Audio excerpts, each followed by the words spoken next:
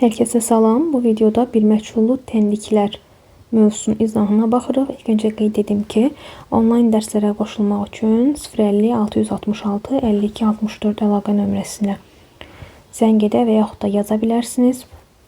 Başlayaq ilk öncə tənlik və onun həlləri və yaxud da kökləri ilə. Tənlik nədir? Dəyişəni, məchulu və ya hərfi olan bərabərliyə tənlik deyilir.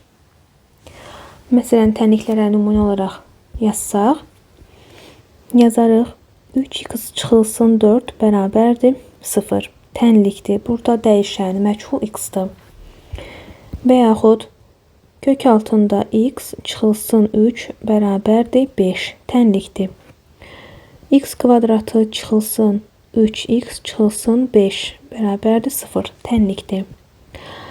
Və tənlik olmayan ifadələr sadəcə ifadə olaraq qeyd edə bilərik. Tutaq ki,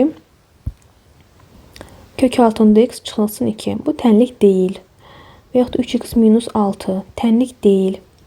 X kvadratı çıx 4x üstə gəlsin 6. Tənlik deyil. Tənlik olması üçün bərabərdir nəsə bir qiyməti olmalıdır verilən ifadənin. Tənliyin həlləri və ya kökləri. Dəyişənin, yəni hərfin, məchulun tənliyi doğru bərabərliyə çevirən qiymətlərinə tənliyin kökü deyilir. Tənliyin kökləri çoxluğuna onun həlləri çoxluğuna deyilir. Tutaq ki, bizə tənlik verilib 3x minus 9 bərabərdir 0. Həll edərkən 3x bərabərdir 9'u keçirdirəm. Sağ tərəfə müsbət olur. X da bərabərdir 9'u 3'ə bölürük 3. Burada 3 tənliyin köküdür. Tənlikdə bərabərliyin bir tərəfindəki hər hansı həddin işarəsini dəyişməklə bərabərliyin digər tərəfinə keçirdikdə tənliyin kökü dəyişmir. Eyni burada etdiyim kimi. Gördüyünüz kimi 9'u keçirtdim sağ tərəfə, işarəni əksinə dəyişdim, mənfi də oldu müsbət. Tənliyin kökü dəyişmədi. Və yaxud da başqa nümunələrə baxaq buna aid. 2x çıxılsın 5 bərabərdir 1. Burada mənfi 5'i keçirdirəm 1'in yanına. Olur 2x bərabər 1 üstə gəl 5, yəni 6. X bərabərdir 3. Və yaxud da başqa tipdə də misallar baxa bilərik. Müsbət olsa. Məsəl üçün 3x üstə gəlinsin 2 bərabərdir 14. 3x bərabərdir 2'ni keçirirəm 14'ün yanına. İşarə əksinə dəyişir. 14'dən 2 çıxıram 12.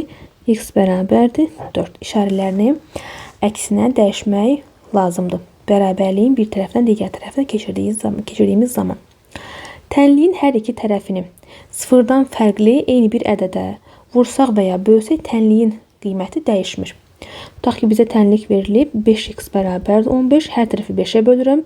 5x'i 5'ə bölsəm alıram x. 15'i 5'ə bölsəm 3 alınır. Və yaxud da birbaşa yaza bilərdim. X bərabərdir 15 böl 5. Bu zamanda nə alınacaqdır? Elə 3 alacaqdıq cavabı. Tənlikdə tərəflərin yerini dəyişdiyimiz zaman da tənliyin kökü dəyişmir. Tutaq ki, 7 bərabərdir x üstə gəlsin 3'dür. Mən bunu x üstə gəl 3 bərabərdir 7 şəklində yazsam, tənliyin kökü dəyişmir. Eyni güclü tənliklər nədir? Həllər çoxluğu, yəni bütün kökləri eyni olan tənliklərə eyni güclü tənliklər deyilir. Tutaq ki, burada 3x minus 9 tənliyi ilə 2x minus 5 bərabər 1 tənliyi eyni güclüdür. Çünki hər ikisinin cavabına nə almışıq? 3 almışıq. Yəni hər ikisinin kökü eynidir. Amma digər tənlik bunlarla eyni güclü deyil. Çünki niyə? Onun kökü 4'ə bərabərdir. Boş çoxluq nədir? Boş çoxluq bilirik ki, bu şəkildə işarə olunur. Heç bir kökü olmayan tənliklərin həllər çoxluq, boş çoxluq adlanır. Həllər çoxluğu, boş çoxluğu olan tənliklər də eyni güclüdür. Məsələn, boş çoxluğa aid tənlik qeyd etsək, deyək ki, modulda x üstə gəlinsin 4 bərabərdir 0. Biz bilirik ki, bunu həll eləsəm əgər, modulda x bərabərdir, bu 4 keçməlidir bu tərəfi, işarə əksinə dəyişir, olacaq mənfi 4. Burada yazıram ki, x bərabərdir boş çoxluq. Çünki moduldan mənfi qiymət çıxmaz. Burada moduldur, burada mənfi var. Modulda mənfi qiymət çıxmaz. X hansı qiymətlər alacaq? X-in belə bir qiyməti yoxdur. Ona görə yazırıq x bərabərdir boş çoxluq. Və yaxud da 5 bölünsün x minus 2 bərabərdir 0. Məchul hardadır? Məxrəcdə. Yəni biz bunu x bərabərdir. Daha doğrusu x çıxılsın 2 bərabərdir 0, x bərabərdir 2 şəklində həll edə bilmərik. Burada yazmalıyıq ki, x çıx 2 fərqlidir 0, x fərqlidir 2 və x bərabərdir boş çoxluq. X-in hər hansı bir qiyməti olmuş olmadı burada. Bu tənliklərin hər ikisinin həllər çoxluğu boş çoxluq olduğuna görə biz bu tənlikləri deyirik eyni güclü tənliklər. Bəzən tənliyin həllindən əmin olmaq üçün tapılan kökləri yerinə qoyub yoxlamaq da olar. Tutaq ki, burada yazdığım tənliklərdən birinə baxıram. 3 qiymət tapmışdım, onu gətirib burada x-in yerinə qoyub yoxlayıram. Yəni 2 vurulsun 3 çıx 5 bərabərdir 1. 2-ni 5-ə 3-ə vursam 6, 6-dan 5 çıxsam 1. Deməli tənliyimizin həlli doğrudur. Və yaxud da digər tənlikdə yoxlayıram.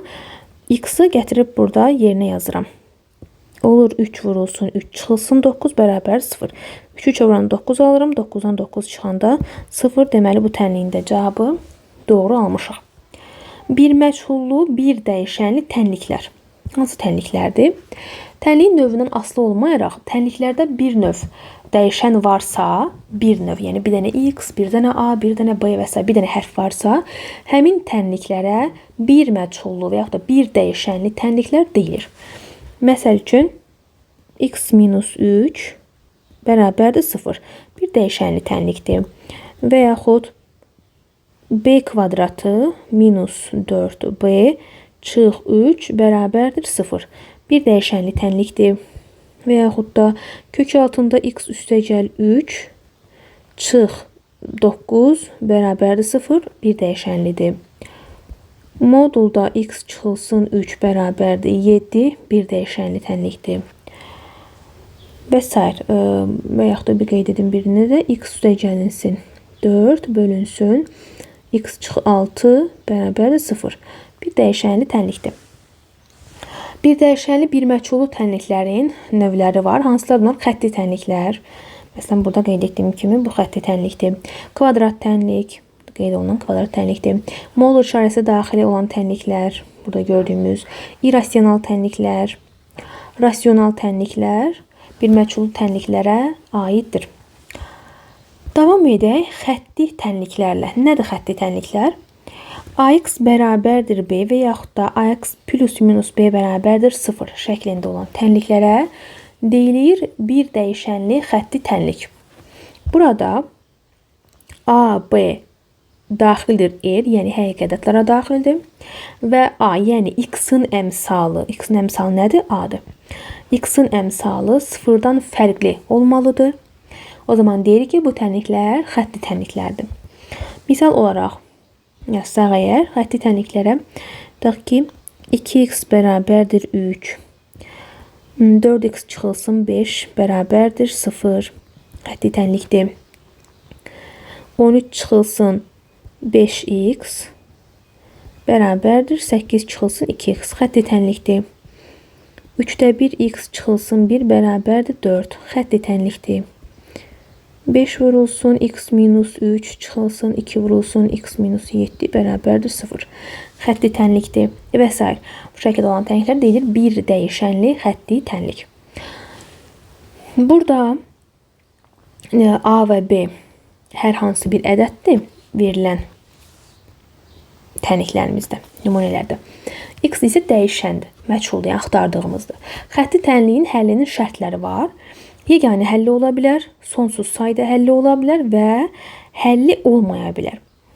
Əgər verilən AX plus minus B bərabərdir 0 tənliyində A fərqlidir 0-dırsa, bu zaman deyirik ki, bu tənliyin yeganə həlli var. Və tənliyin həlli deyək ki, AX plus minus plus yazaq. Və yaxud da AX bərabərdir B olsun. Həlli X bərabərdir B bölünsün A-dır. Əgər və yaxud da ax plus minus b bərabər 0 olsa, bunun həlli x bərabərdir minus plus b bölünsün a olmuş olur. Misal nümunəsinə baxaq. Tutaq ki, qeyd olunub ki, a-nın hansı qiymətində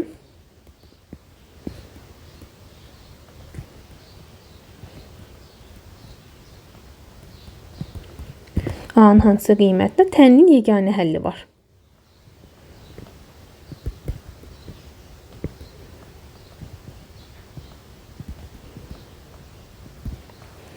Məsələn, tənlik qeyd edirəm. A çıx 4x bərabərdir 5. Tənliyin yeganə həlli nə zaman olur? A sıfırdan fərqli olan halda. Birinci buradan a-nı, yəni x-in əmsalını tapıram. X-in əmsalı a sadəcə bu a-dan söhbət getmir burada. Bizə verib a çıx 4x bərabərdir 5. X-in əmsalını tapıram. Yəni, daha doğrusu, ax çıxılsın 4x, sadəcə a yox. A-la misalımız əmələ gəlməz. Ax. X-i ortaq vuraq kimi çıxarən mötərizənin xarici nə qalır? A çıxılsın 4 qalır. Bərabərdir 5. Doğru mu? Buradan demişdik ki, a sıfırdan fərqli olmalı. Yəni, x-in əmsalı sıfırdan fərqli olmalı. X-in əmsalı nədir? A çıx 4. Yazıram, fərqlidir 0. Buradan da alınır ki, a fərqlidir 4-dən. Cavab olaraq yazırıq a fərqli 4 və yaxud da a daxildir. Mənfi sonsuzluq 4 birləşsin 4 müsbət sonsuzluq. Çünki a 4-dən fərqlidir. İstənilən digər qiymətlərin hamısını ala bilər. Sonsuz sayda həll. A bərabərdir 0, b bərabərdir 0 olduqda tənliyin sonsuz sayda həlli var. Çünki 0 vur x bərabərdir 0 bərabərliyi x-in istənilən qiymətində doğrudur. Yəni, burada x-a istənilən qiyməti versək, tənliyin həlli doğru olmuş olacaq. Misal nümunəsinə baxaq. A-nın hansı qiymətində 6x çıxılsın 3a bərabərdir 2ax çıxılsın 3 tənliyinin sonsuz sayda həlli var.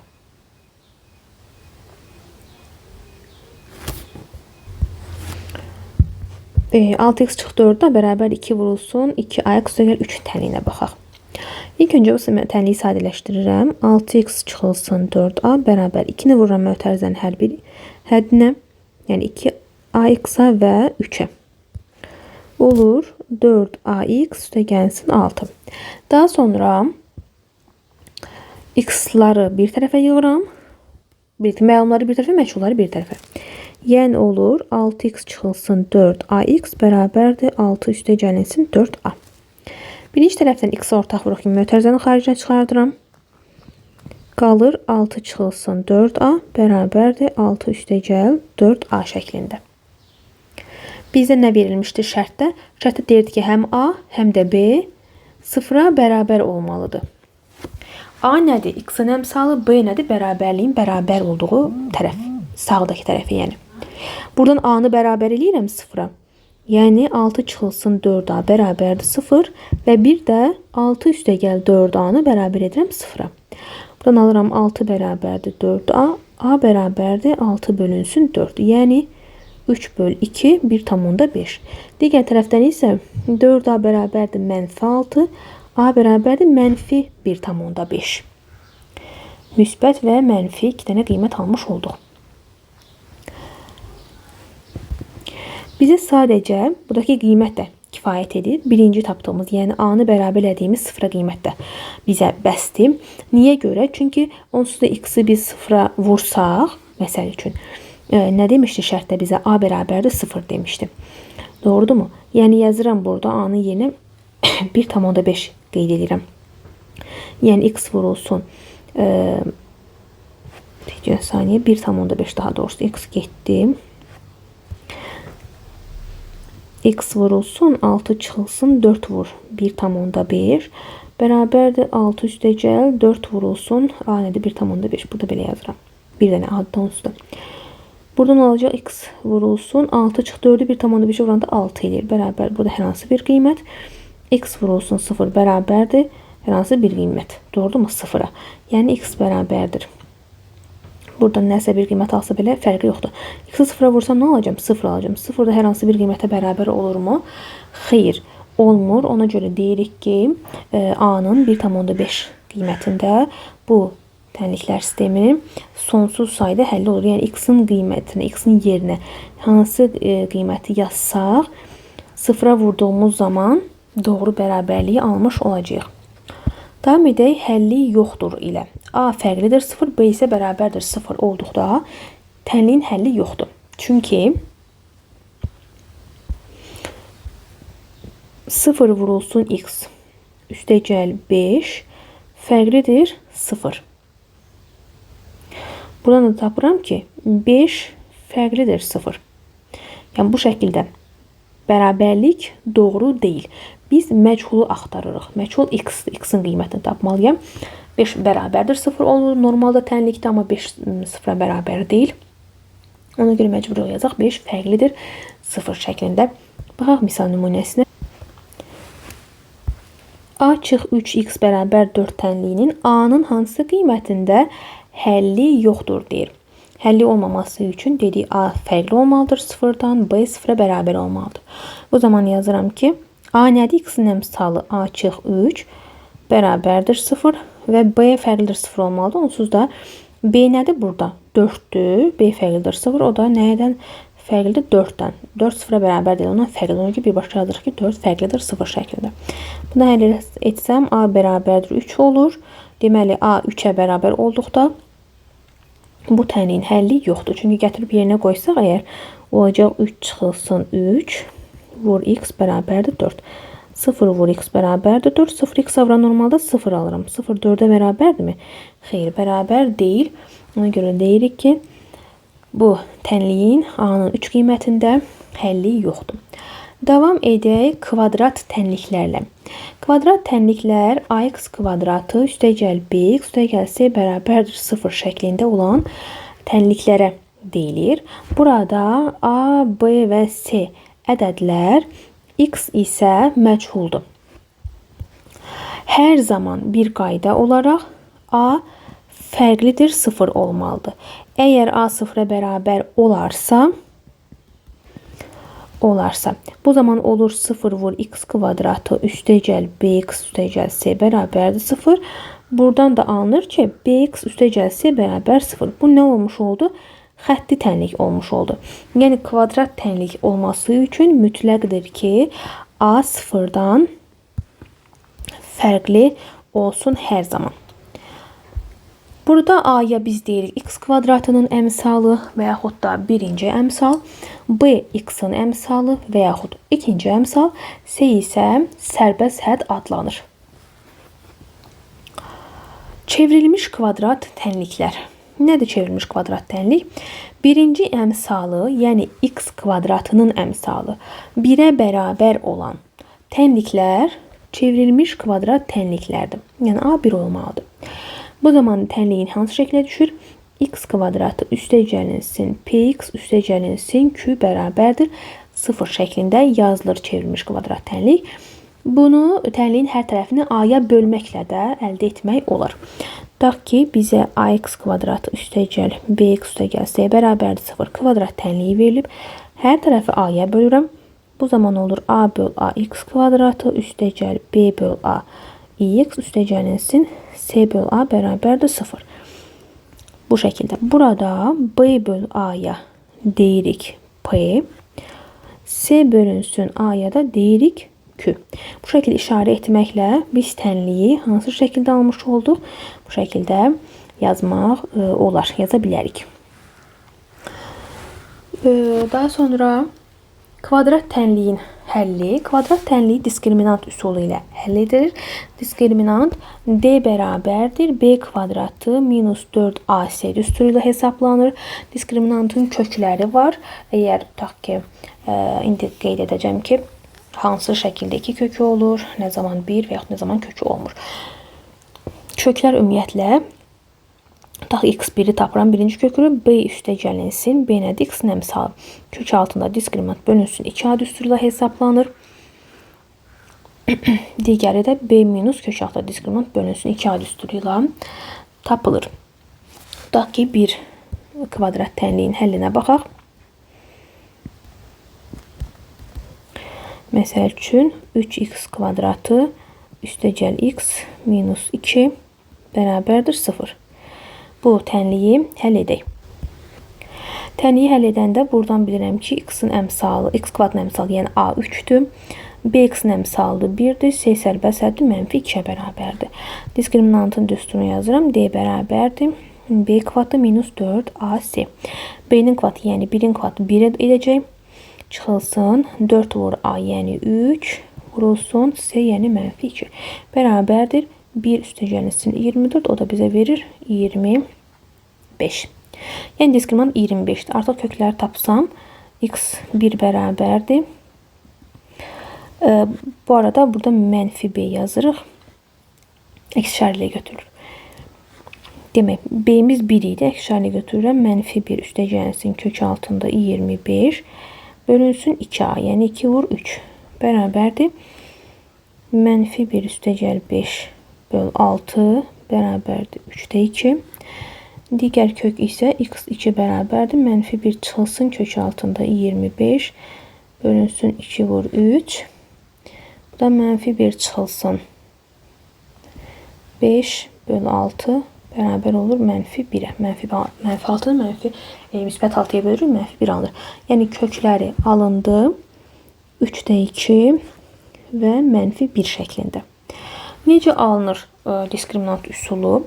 Diskriminant üsulu kvadrat tənliyin tam kvadratlara ayrılması qaydasından alınan üsuldur. Tam kvadrata ayırmaqla tənliklərin həlli üsulu ilk dəfə Əl-Xarazmi tərəfindən verilib. Tutaq ki, tam kvadrata ayırmaqla həll edək. Bir kvadrat tənliyi, məsəl üçün verilib 2x kvadratı çıx 8x çıx 24 bərabərdir 0. Bu tənliyi tam kvadrata ayırmaqla həll edək.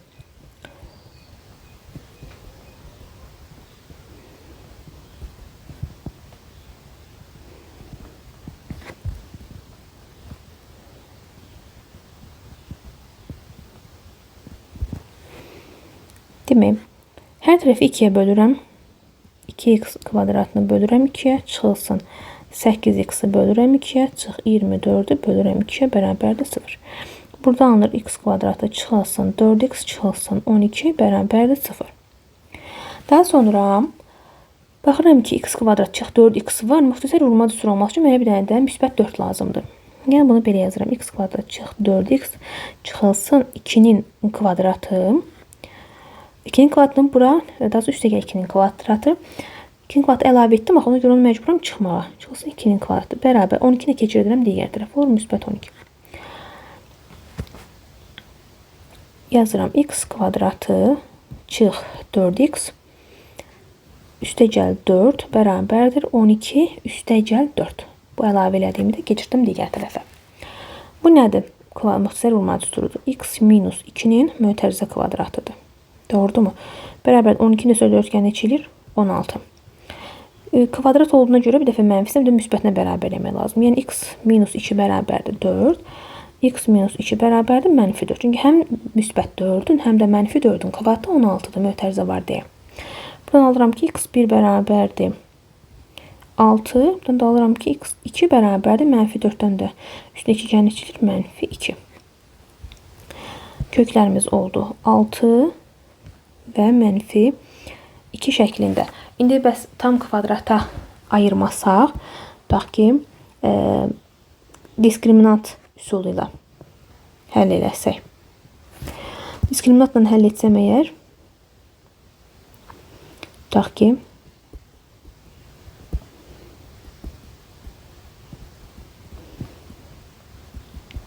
yoxlayaq diskriminantla. 2x kvadratı çıx 8x çıx 24 bərabərdir 0. Hər tərəfi 2-yə bölürəm. X kvadrat çıx 4x çıxılsın 12 bərabərdir 0. Diskriminant nəyə bərabərdir? B kvadratı minus 4ac. B nədir? 4 kvadratı 16 çıxılsın. 4-ü 1-ə vururam. 4. Daha sonra 12'yə vururam 48. Burada mənfi 12 olduğuna görə burada müsbət 48 olacaq. 48-in də üstünə 16 gəlsə 64 verir bizə. Yəni kökdən nə çıxacaq? 8 çıxacaq. Köklərini tapsam əgər x1 bərabərdir. Əks işarə ilə götürmə görə 4 müsbət olacaq. Üstəgəl kök altında 64 bölünsün 2 vur 1. Bu olur 4 üstəgəlin 8 bölü 2. 12 bölü 2 bərabərdir 6. Digər kökdə tapsaq 4 çıxılsın kök altında 64 bölünsün 2 vur 1. 4 çıx 8 bölü 2. Da mənfi 4 bölü 2 bizə verir mənfi 2. Yəni köklərimiz 6 mənfi 2. Demək tam kvadratı ayırmaqla diskriminant üsulu eyni cavabı verir bizə. Diskriminant üsulu tam kvadrata ayırma ilə belə deyək diskriminant üsulu tam kvadrata ayırma ilə həll oluna bilər. Yəni oradan alınıb belə deyək. İndi kvadrat tənliyinin köklərinin varlığı və sayı. Diskriminantın işarəsindən asılıdır köklərin varlığı ilə sayı. Kvadrat tənlik ax kvadratı plus bx plus c bərabərdir 0 şəklində verirlərsə, a fərqlidir 0 və diskriminant 0-dan böyük olduqda kvadrat tənliyin iki müxtəlif kökü var. x1 və x2. Onun kökləridir. Misal nümunəsinə baxaq. K-nın hansı qiymətlərində kx kvadratı çıxılsın 2x üstəgəl 4 bərabər 0 tənliyinin iki müxtəlif kökü var. Baxaq. K fərqlidir 0. Çünki a fərqlidir 0 olmalı. Burada a nədir? X kvadratının əmsalı. X kvadratının əmsalı bizə k verilib. K fərqlidir 0. Diskriminant 0-dan böyük olmalıdır. Diskriminant tapıram. D bərabərdir. B kvadratı minus 4ac. Oradan da tapıram ki, B nədir? 2. Mənfi 2. Mənfi 2-nin kvadratı bizə verir 4. Çıxılsın. 4 vur. A. A nədir? K'dır. Vurulsun. C. C də 4'dür. Bərabərdir. 4 çıxılsın 16k. Nə olmalıdır? Böyükdür. 0 olmalıdır. Bunu həll eləsək əgər alırıq ki, mənfi 16k böyükdür mənfi 4. Hər tərəfi mənfi 4'ə. Daha doğrusu belə yazım. K böyükdür. Burada mənfi 4 böl mənfi 16. Mənfiyə bölümü görə işarənin ikisini dəyişirəm. Alınır ki, k kiçikdir 4'də 1'dən. K kiçikdir 4'də 1 nə deməkdir? Bir də k fərqlidir 0'dır. 4'də 1'dən kiçiklər, amma 0 oradan çıxırıq. Yazanda da yazıram. K daxildir. Mənfi sonsuzluq 0 birləşsin 0 4'də 1 aralığında bu tənliyin iki müxtəlif kökü olmuş olur. İkinci şərt diskriminant 0'a bərabərdir. Diskriminant 0'a bərabər olduqda tənliyin 2 bərabər kökü olmuş olur. Yəni x1 bərabərdir x2'yə. Bir kök var. Bir kökü var və yaxud deyir ki, yeganə həlli var. Və o da həll edirik. Mənfi b bölünsün 2a düsturu ilə. Əlavə diskriminant kökünü adına falan salmağa ehtiyac yoxdur. Misal nümunəsinə baxaq. A-nın hansı qiymətində x kvadratı cıq 8x üstəgəl a kvadratı bərabər 0 tənliyinin 2 bərabər kökü var deyir. Bu zaman dedik ki, diskriminant 0'a bərabər olmalıdır. Diskriminantı həll edirəm. D bərabərdir. B kvadratı minus 4ac. B hansı qiymətdir? Mənfi 8 kvadrat olacaq. 64 çıxılsın. 4 vurulsun. Burada A-nın, yəni x kvadratının əmsalı 1'dir. C verilməyib. Birbaşa onun yeri ilə A-nın kvadratını yazıram C-nin əvəzinə. Bu da olmalı? 0'a bərabər olmalıdır. Yəni bərabərdir 64 çıxılsın. 4a kvadratı bərabərdir 0 şəklində yazıram.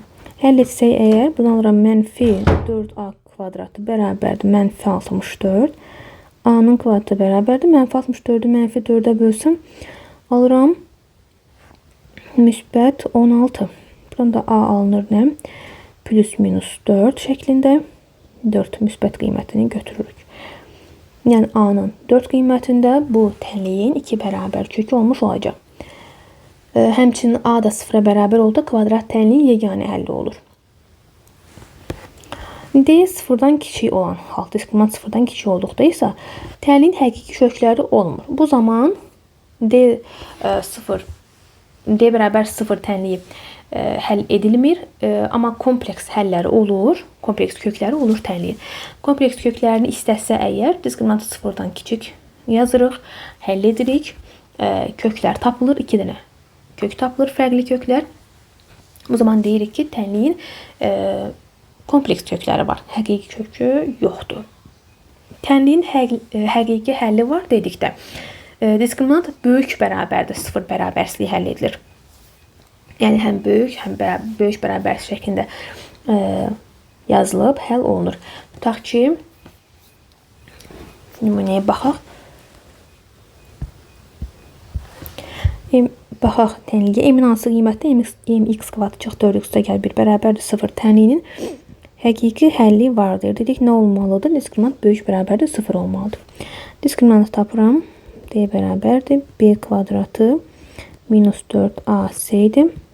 Burada olacaq 16 çıxılsın 4m. Bunu götürürük. Böyük bərabərdir 0. Buradan tapıram ki, mənfi 4m böyük bərabərdir mənfi 16. M kiçik bərabərdir 4. Yəni M kiçik bərabərdir 4 həllində tənliyin həqiqi həlli var. Diskriminantda yarıya bölmə üsulu necə hesablanır? Tutaq ki, diskriminant verilib, baxıraq ki, cüt ədəddir. B-nin əmsalı, daha sonra x-in əmsalı cüt ədəddir. Bu zaman yarıya bölmə ilə həll edə bilərik. Bu zaman yazırıq ki, D1, yəni diskriminant D1 bərabərdir. B bölü 2-nin kvadratı çıxılsın 4ac. Köklərdə də artıq dəyişiklik olur. X1 bərabərdir. Mənfi B bölü 2 üstəgəl kök altda diskriminant bölünsün A. X2 də bərabərdir. Mənfi B bölü 2 çıx kök altda diskriminant bölünsün A şəklində həll olunur. Yəni, həm diskriminantda əgər x-in əmsalı cütdürsə yarıya bölürük. İkinci əmsalımız cütsə yarıya bölürük. Bu zaman diskriminantın düsturu dəyişir, köklərin də düsturları dəyişir. Böyük ədədlərdə, böyük cüt ədədlərdə yarıya bölmə üsulundan istifadə etmək daha əlverişli olmuş olur. Tutaq ki, misal nümunəsinə baxaq. Tutaq ki, 3x kvadratı çıx 14x üstəgəl 8 bərabərdir 0 tənliyini həll edək. Görürəm ki, x-in əmsalı, yəni ikinci əmsal cütdür, 14'dür. Bu zaman deməli yarıya bölmədən istifadə edə bilərəm. Alıram ki, diskriminant, yəni D1 bərabərdir. 14 yarıya bölünəcək, yəni 14 bölünsün 2-nin kvadratına baxıram. Çıxılsın A vur C. A 3'dür, C də 8'dir. Bu olur 7'nin kvadratı. Çıxılsın 3 vurulsun 8. 7'nin 49, 49'dan da 24 çıxıram. 25 qalır diskriminantımız. Köklərimiz də x1, x2 belə yazaq. Olur 7, yəni B bölü 2, 14 bölü 2, 7 plus minus kök altında 25 bölünsün A, yəni 3. 2'ni artıq yazmıram. Bunda köklər bir dəfə olur 4, bir dəfə də olur 3'də 2. Köklərimiz 4 və 3'də 2 olmuş oldu. Davam edeyim. Natamam kvadrat tənliklər. Natamam kvadrat tənliklər ax kvadratı plus bx plus c bərabərdir 0 kvadrat tənliyində b və c əmsallarının heç olmasa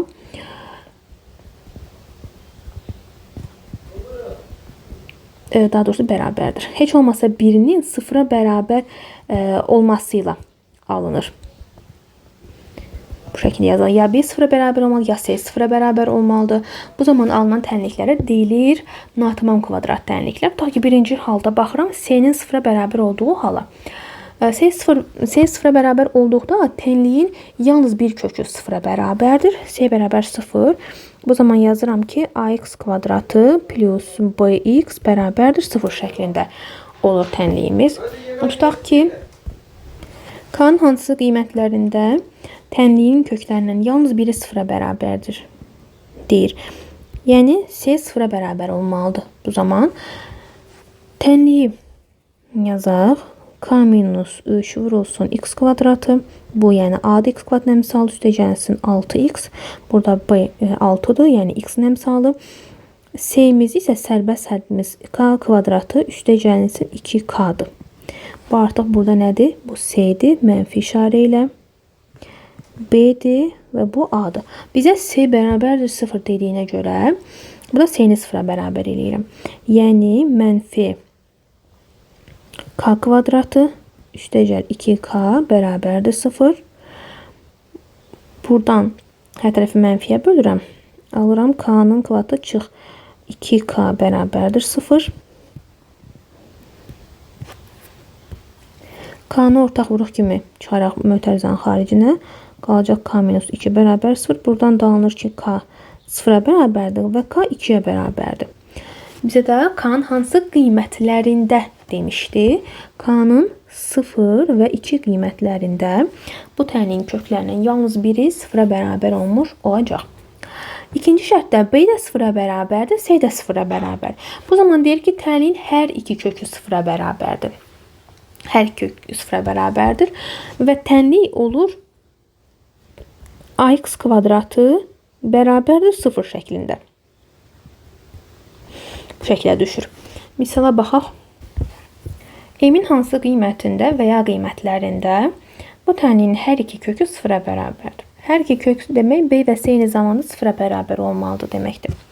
Buradan b-ni tapıram. B nədir? M minus 1. Bərabərdir 0-dır. C nədir? Mənfi m-in kvadratı üstəgəlsin 1. Bu da 0-a bərabər olmalıdır. Buradan alıram ki, m bərabərdir 1-dir. Mənfi m kvadratı bərabərdir mənfi 1. Və yaxud da bunu bir saniyə mənfiyə bölüm hər tərəfini. Yazaq m-in kvadratı çıx 1 bərabər 0. Bu da bilirəm ki, m çıx 1, m üstəgəl 1-dir. Bir dəfə kökü bərabərəm olur, m bərabərdir 1. Bir dəfə də m bərabərdir mənfi 1. Deməli, m bərabərdir 1, m bərabər 1 təkrar oldu, m bərabərdir mənfi 1 qiymətlərində bu tənliyin hər iki kökü, yəni həm b, həm də c 0-a bərabər olmuş olur. Ortaq həll 1-dir. Ona görə biz ortaq həlli götürürük. Cavab da yazırıq 1. Sadəcə ortaq həlli götürmüş oluruq.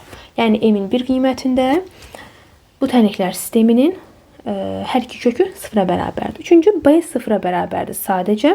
B 0-a bərabər olduqda tənliyin kökləri əks işarəli olmuş olur. Bu zaman b 0-a bərabər yazsaq əgər, alırıq ki, ax kvadratı plus c bərabərdir 0. Və buradan alıram ki, ax kvadratı bərabərdir mənfi c. Alıram x kvadratı bərabərdir mənfi c bölünsün a. Bu zaman köklərimiz olur x1 və x2 üçün kvadrat tənlik taxıl. Plus minus kök altında mənfi c bölünsün a. Çünki bilirik ki, kökdən bezdə heç bir ədədin kvadratı mənfi ola bilməz. Çünki tarazlaşdırmaq üçün kökün altında əgər mənfi varsa, onun qarşısına da mənfi ədədi əlavə, mənfi işarəni əlavə edirik.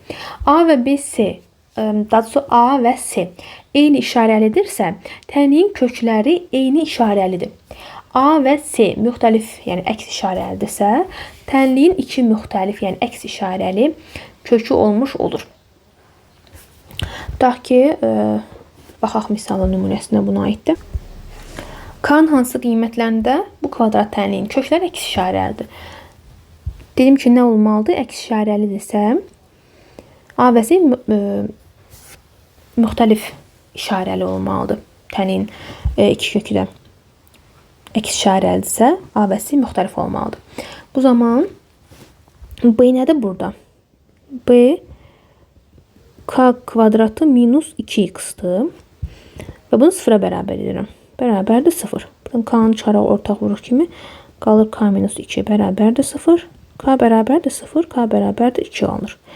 Yəni k1 bərabər 0, k2 bərabərdir 2. 2 dənə kökü olur. Yəni k-nın 0 və 2 qiymətlərində bu kvadrat tənliyin kökləri əks işarəli olmuş olacaq.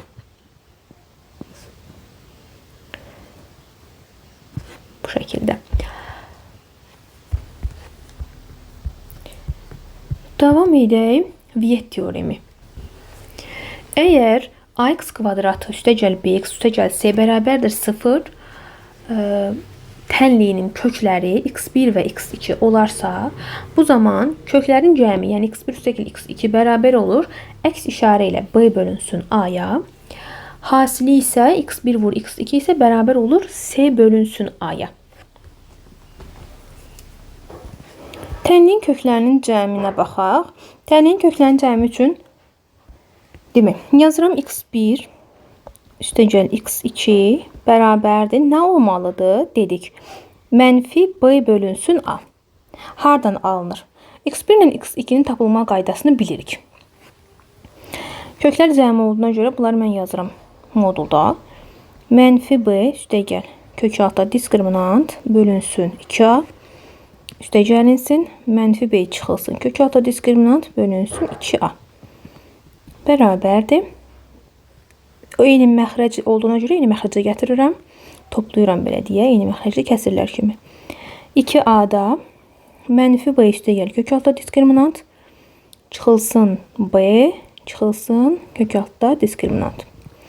Bərabərdir. Burada gördüyümüz kimi diskriminantın biri müsbətdir, biri mənfidir.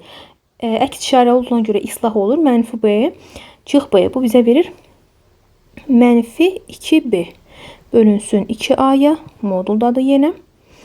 2 ilə bu məxrəcdəki 2 ixtisar gedir.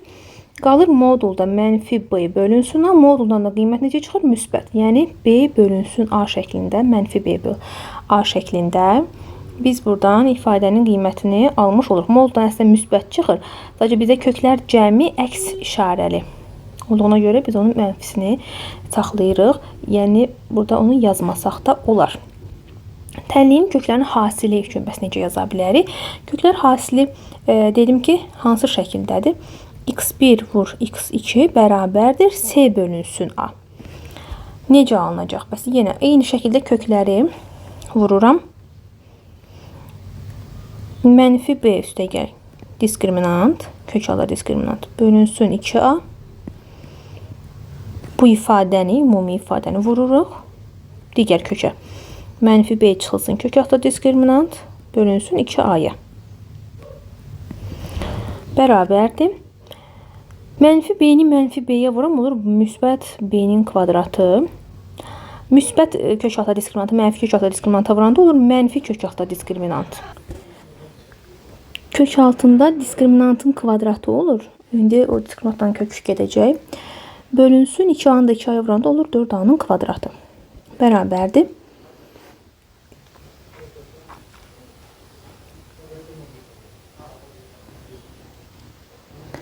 B kvadratı çıxılsın. D kvadratlı kök gedir. Olur sadəcə diskriminant. Bölünsün 4a-nın kvadratı. Diskriminant nədir? Diskriminant b kvadratı çıx 4ac-dir. Bunu yerinə yazıram. B-nin kvadratı çıxılsın 4ac. Bölünsün 4a-nın kvadratı. Bərabərdir. B kvadratı çıx. B kvadratı üstəgəl 4ac bölünsün 4a-nın kvadratı. Bərabərdir. Burada b kvadratı müsbət b kvadratı mənfi islah oldu. Qaldı 4ac bölünsün 4a-nın kvadratı. Burada da a-lar ixtisar gedir. A-nın məxrəcdəki a-nın 1 ilə sürətdəki a olur. 4-lər də ixtisar gedir bu arada. Qalır c bölünsün a. Bəli, köklər hasilində buradan əldə etmiş olduq. Çevrilmiş kvadrat tənliyin köklərinin cəmi əks işarəlidirsə, cəmi ümumiyyətlə əks işarə ilə ikinci əmsala bərabər olur. Köklərin hasili isə sərbəst həddə bərabər olur. Yəni, tutaq ki, bizə verib, buradan qeyd olaraq yazsam, x kvadratı üstəgəlinsin px üstəgəl q bərabərdir 0. Buradan köklərin cəmi x1 üstəgəl x2 bərabər əks işarəli x-in əmsalına Köklərin hasili isə bərabər olur sərbəst həddə 2-yə. Hər zaman doğrudur. Əlavə olaraq qeyd olaraq deyim ki, bəzi hallarda Viet teoreminin tətbiqindən istifadə olunur. Ədədi orta hesablanarkən, həndəsi orta hesablanarkən tənliyin köklərini istifadə etmilir. Daha sonra tənliyin köklərini ədədi ortasını və həndəsi ortasını hesablayarkən. Ta ki, ədədi ortanı hesablayırıqsa, x1 üstəgəl x2 bölünsün 2. Cəmini bölürük sayına. x1 üstəgəl x2 bizə nə verirdi? Mənfi b bölünsün a. Bu olur mənfi b bölünsün 2a. Həndəsi orta hesablanarkən də kök altında ikinci dərəcədən x1 vurur x2. Niyə ikinci dərəcədən? Çünki 2 dənə hədd var. Bərabər olur kök altında c bölünsün a şəklində. Qeyd edə bilərik. Tənliyin köklərinin kvadratları cəmi var. Tənliyin köklərinin kvadratları cəmi necə yazılır? Tutaq ki, bizə verib x1-in kvadratı üstəgəl x2-nin kvadratı.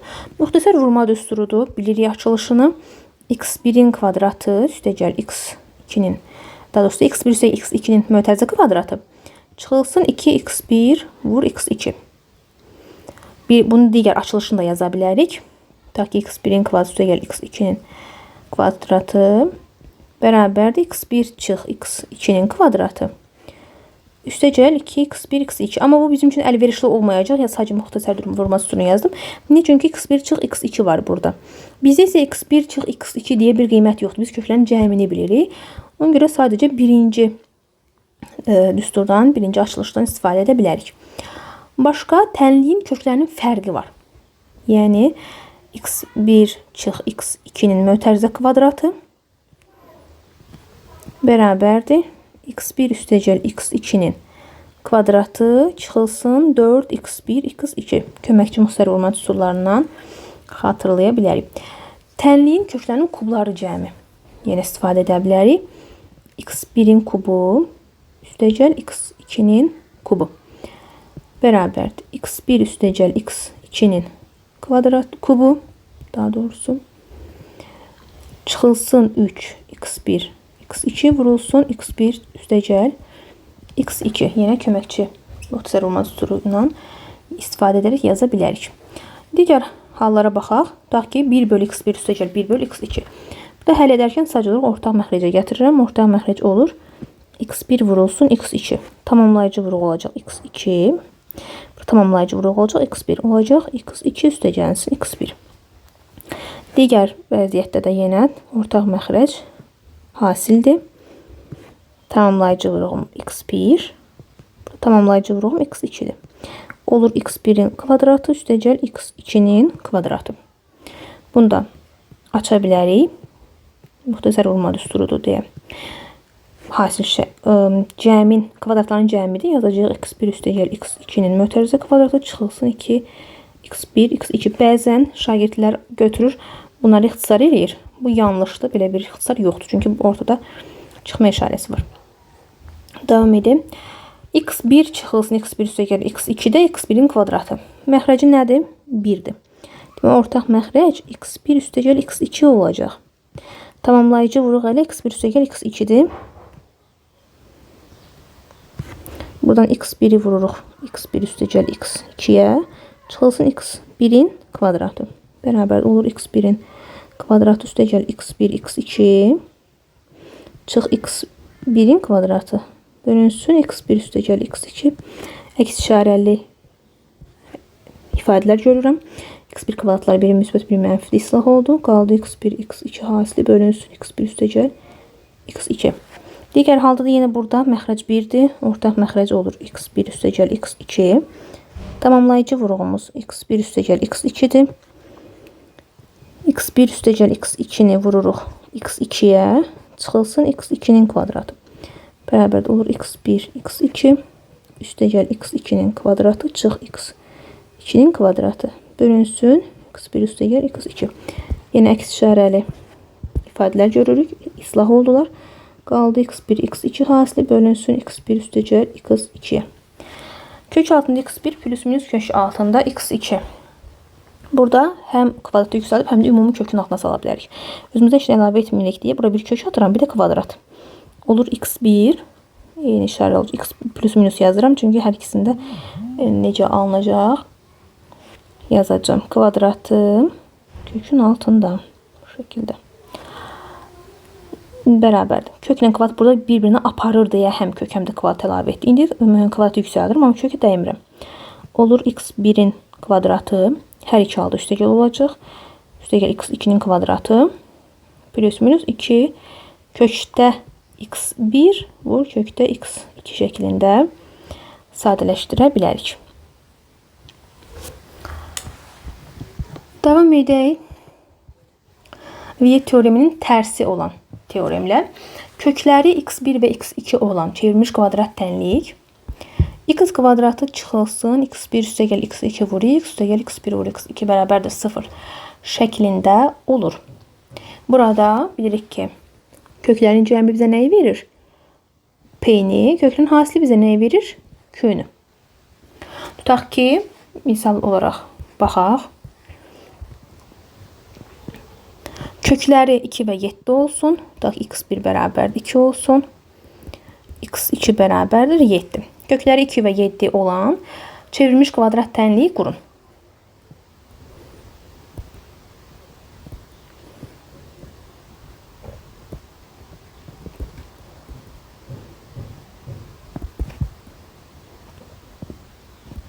Qurun. Köklər verilib. Necə yazmalıyam? X-in kvadratı çıxılsın. 2 üstəgəl 7 x üstəgəl 2 vur 7 bərabərdir 0. Olacaq x kvadratı çıxılsın 9x üstəgəlinsin 14 bərabərdir 0. Kvadrat tənliyi qurmuş olduq. Verilmiş kvadrat tənliyin köklərinin tərsi olan kvadrat tənlik. Bu necə olur? x1 və x2 ədədləri x1 və x2 ədədləri ax kvadratı üstəgəl bx üstəgəl c bərabərdir 0 tənliyinin kökləri olarsa, bu zaman kökləri 1 böl x1 və 1 böl x2 olan tənlik cx kvadratı üstəgəlinsin bx üstəgəl a bərabərdir 0 şəklində olur. Burada a və c əmsalları yerini dəyişmiş şəkildə olur. Bax ki, misal nümunəsinə baxaq.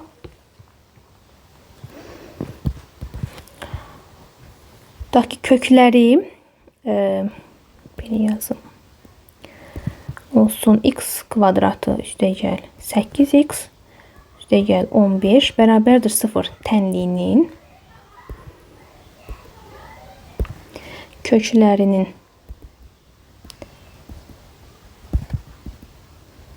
tərsi olan kvadrat tənliyi qurun.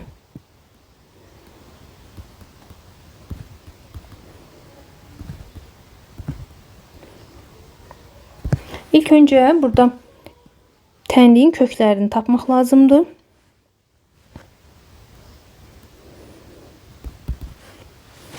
Verilmiş tənliyimiz nədir? X kvadratı üstəgəl 8x üstəgəl 15. Doğrudurmu? Köklərini heç tapmağa ehtiyac belə yoxdur. Bilirəm ki, A-nın C-nin yerini dəyişməliyəm. Olacaq 15x kvadratı üstəgəl 8x yerində qalır. Üstəgəl 1 bərabər 0. Niyə 1 oldu? Çünki burada x kvadratın əmsalı 1 idi. Bu qədər. İsbatına baxaq, görək necə isbat edə bilərik. Kökləri 1 böl x1 və 1 bölünsün x2 olan çevrilmiş kvadrat tənlik Viet teoreminə əsasən necə yazılmalıdır? X 2 çıxılsın 1 bölünsün x1 üstəgəlinsin 1 bölünsün x2 vurulsun x üstəgəl 1 bölünsün x1 vurulsun 1 bölünsün x2 bərabərdir 0. Bu şəkildədir. Kökləri x1 və x2 olan kvadrat tənlik isə ax kvadratı üstəgəl bx üstəgəl c bərabərdir 0. Tənliyinə əsasən köklərin cəmi nə olacaq? x1 üstəgəl x2 mənfi b böl a x1 vur x2 nə olacaq? S bölü A. Düzmü? Bunu bilirik. Bu ifadələri gətirib yuxarıdakı tənlikdə yerinə yazıram. Hansı ki, yuxarıdakı tənliyi ilk öncə sadələşdirib bircə saniyə. Burada x2 yazmışam. Bu x-in kvadratı olmalıdır. X kvadratı. X2 falan olur. Aha. Gətirib bu tənlikdə yerinə yazıram. Bu tənliyi birinci sadələşdirirəm. Hansı şəklə düşəcək? X kvadratı çıxılsın. Orta məxrəcə gətirirəm bunu. Olur. x1 vur x2-də x1 üstəgəl x2. Üstəgəlinsin. Daha doğrusu x var burada. Vur x. Üstəgəlinsin. Digər ifadədə vururam. x1 vur x2-də 1 bərabər 0. Bu tənlikdə yerinə yazıram indi. x1 üstəgəl x2 və x1 vur x2-nin qiymətlərini. Nə olmuş olacaq? X kvadratı çıxılsın. Burada x1 üstəgəl x2 nəyə bərabər idi? Yazmışıq. Mənfi b bölünsün a. x1 vur x2-də s bölünsün a-dır. Vur x üstəgəlinsin. 1 böl x1 vur x2-də s bölünsün a-dır. Bərabərdir. İndi bilirəm ki, bu A düşəcək məxrəcə, bu A çıxacaq surətə. Bu mənfi gəlib, buradakı mənfi işarəsini dəyişəcək. Bu A da çıxacaq surətə. Olacaq demək tənliyimiz x kvadratı üstəgəlinsin AB bölünsün AC vur x üstəgəl A böl C bərabərdir 0. Burada A'lar ixtisar gedir. Qalanların olduğu kimi yazıram. Nə olacaq? X kvadratı üstəgəl B bölünsün C A x üstəgəlinsin A bölünsün C bərabərdir 0. Hər tərəfi C sabitinə vururam. Çünki məxrəcdə C var. Məxrəcdən azad eləmək üçün olacaq. Cx kvadratı üstəgəlinsin. Burası C ilə ixtisar gedəcək olacaq. Bx üstəgəl burası C ilə gedəcək. A bərabərdir 0. Bu tənliyi almış oluruq və isbat etmiş olduq ki, verilmiş kvadrat tənliyin köklərinin tərsi olan kvadrat tənliyi alındı. Davam edək. Əvəziyyət teoremi üçün xüsusi hal. 3-cü dərəcəli tənliklərdə köklər və əmsallar arasında asıllıq var. Hansı ki, ax kubu üstəgəlinsin bx kvadratı üstəgəl cx üstəgəl d bərabərdir 0. Burada a fərqlidir 0 olmaz. Çünki 3-cü dərəcəli tənliklərdən danışıram. Kökləri nə olmalıdır? x1, x2 və x3. Köklər bunlardır. Köklərin cəmi x1 üstəgəl x2 üstəgəl x3 bərabər olur mənfi b bölünsün a-ya. Köklərin hasilini isə belə yazıram. x1 vur x2 üstəgəlinsin x1 vur x3 üstəgəl x2 vurulsun x3 şəklində. Bərabər olur c bölünsün a-ya. Bir də 3-ünü bir-birinə vuram. x1 vur x2 vurulsun x3 bərabər olur mənfi d bölünsün a-ya. Bir də köklərin tərsinə baxaq. 1 böl x1 üstəgəlinsin 1 böl x2 üstəgəl 1 böl x3 bərabər olur c bölünsün d-yə. Köklərin kvadratlarına baxsam x1-in kvadratı üstəgəl x2-nin kvadratı üstəgəl x3-ün kvadratı bərabərdir b kvadratı minus 2ac bölünsün d-yə. Davam edək. Kvadrat tənliklərin vurğulara ayırma üsulu ilə həllinə baxaq. Kökləri x1 və x2 olan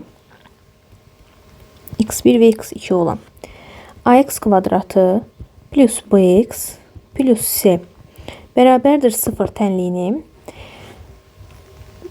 yine qeyd edəcəyim şəkildə vurğulara ayırmaq mümkündür. Birinci hal diskriminant 0-dan böyük bərabər olduqda, yalnız diskriminator sıfırdan böyük bərabər olduqda ax kvadratı plus bx plus c bərabərdir 0 tənliyini həqiqi ədədlər çoxluğunda vuruqlarına ayrıla bilir. Və a vurulsun x üstəgəl x1 vurulsun x üstəgəlsin x kvadratı bərabərdir 0 şəklində ifadə olunur. A bərabərdir 1 olduqda x kvadratı üstəgəl bx üstəgəl c bərabərdir 0 tənliyini də vuruqlara ayırmaq olur. Vuruqlara ayırmaq üçün elə 2 dənə x1 və x2 ədədləri tapmaq lazımdır ki, diskriminantın sıfırdan böyük bərabər olan halında bu mümkün olmuş olsun. Yəni onların hasili c-yə, cəmi isə b-yə bərabər olmuş olsun. Misal nümunələrinə baxaq. X kvadratı üstəgəl 10x üstəgəl 16 bərabərdir 0 tənini vuruqlara ayırıram. Bilirik ki, köklərin hasili 16-dır, cəmi isə 10-dur. Hansı ədədlər olur? 2 ilə 8. Mənfi 10 daha doğrusu mənfi 10 olmaq üçün mənfi 2 ilə mənfi 8 olmalıdır. Mənfi 2, mənfi 8 olduğuna görə yazıram x üstəgəl 2, x üstəgəl 8 bərabərdir 0. Və yaxud da vuruqları ayırmaqla əslində bunu daha rahat yazmaq olar. Elə vuruqları ayıraraq köklərini tapmaq olur. Buradan hasil 0-a bərabərsə deməli vuruqların hər biri 0-a bərabərdir. X minus 2 bərabər 0 yazıram. X üstəgəl 8 bərabərdir 0. Buradan alıram x bərabərdir mənfi 2. X də bərabərdir mənfi 8. Yəni C neçədir? Burada 16. 16-nın vuruqları mənfi B. Vuruqların cəmi isə nə oldu? Daha sonra C16-nın vuruqlarıdır. Hasili, vuruqlar hasili. B mənfi B isə vuruqların cəmidir. O da 10-dur. Buradan da görə bilirik ki, hasil mənfi 2 vur mənfi 8 16 verir bizə müsbət. Mənfi 2 ilə mənfi 8 cəmi isə müsbət, daha sonra mənfi 10 verir. Digər misallara baxaq. Burada x kvadratı çıx 12x üstəgəl 27 bərabər 0-dır. 3 və 9 kimi ayırıram. X çıxılsın 3 vurulsun x çıx 9 bərabər 0. Hasil 0-a bərabərsə deməli vuruqları da ayıraraq da 0-a bərabərdir. Köklərimizin biri 3-dür. Digəri isə 9-dur. Demək C sərbəst ədəd 27-dir. 309 vurursam 27 alıram. X-in əmsalı müsbət 12-dir. 3-ün 9 gəlsə müsbət 12 ala bilərəm. Bəs yaxşı, bu vuruqları ayırmanı Viet teoremi olmadan, kökləri bilmədən necə ayıra bilərik? Tutaq ki, eyni misala baxıram. X kvadratı çıxılsın 12, x üstə gəlsin 27 bərabər 0. Burada 12x ilə parçalamalıyam ki, bunun bir tərəfi x kvadratı ilə qruplaşdım, bir tərəfi də 27 ilə. 27-nin vuruqlarına baxıram. 27 1-ə, özünə 3-ə və 9-a bölünür. Ona görə 12-ni 3 və 9 kimi parçalayıram. Yəni belə yazıram. X kvadratı çıxılsın 3x çıxılsın 9x üstəgəl 27 bərabərdir 0. Fikirləşirəm ki, tutaq ki, x ilə 3-ü qruplaşdırsam 9 ilə 27-ni, buradan ortaq vuruq x çıxacaq, digərindən 9 çıxacaq. 9 çıxsa hər tərəfdə 3 qalmış olur. Yəni alınır burada x vurulsun x çıx 3, çıxılsın 9 vurulsun x çıxılsın 3 bərabər 0. Ortaq vuruq mötərizənin 2-dir. Yəni x çıxılsın 3-dür. Yerdə birinci tərəfdə x qaldı, digərindən 9 qaldı. Bərabər 0. Eynisini almış olduq mu? Eynisini almış olduq. Deməli, beləliklə ayırdığımız vuruqlar da doğrudur. Və bir də diskriminantın 0-dan kiçik olduğu şərt var. Əgər diskriminant 0-dan kiçikdirsə, kvadrat tənlik vuruqları ayrılmır. Kompleks ədədlər çoxluğunda isə vuruqları ayrılır. Yəni həqiqi ədədlər çoxluğunda ayırmırıq onu vuruqlarına. Davam edək, kvadrat tənliyinin köklərinin işarəsinin təyini. Tənliyin hər iki kökü müsbət ədəd olsa əgər, tutaq ki, tənlik x kvadratı çıxılsın bx üstəgəl c bərabərdir 0 şəklində olur. Əgər hər iki kök müsbətdirsə, bu zaman b də 0-dan böyükdür, c də 0-dan böyükdür. Məsələn, misal nümunəsinə baxaq.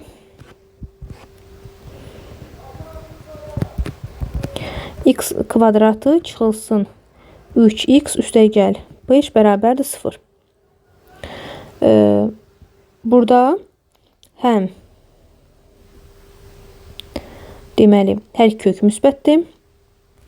Və yaxud da başqa bir misala baxaq. Mənfi x kvadratı üstəgəl 4x minus 6 bərabərdir 0.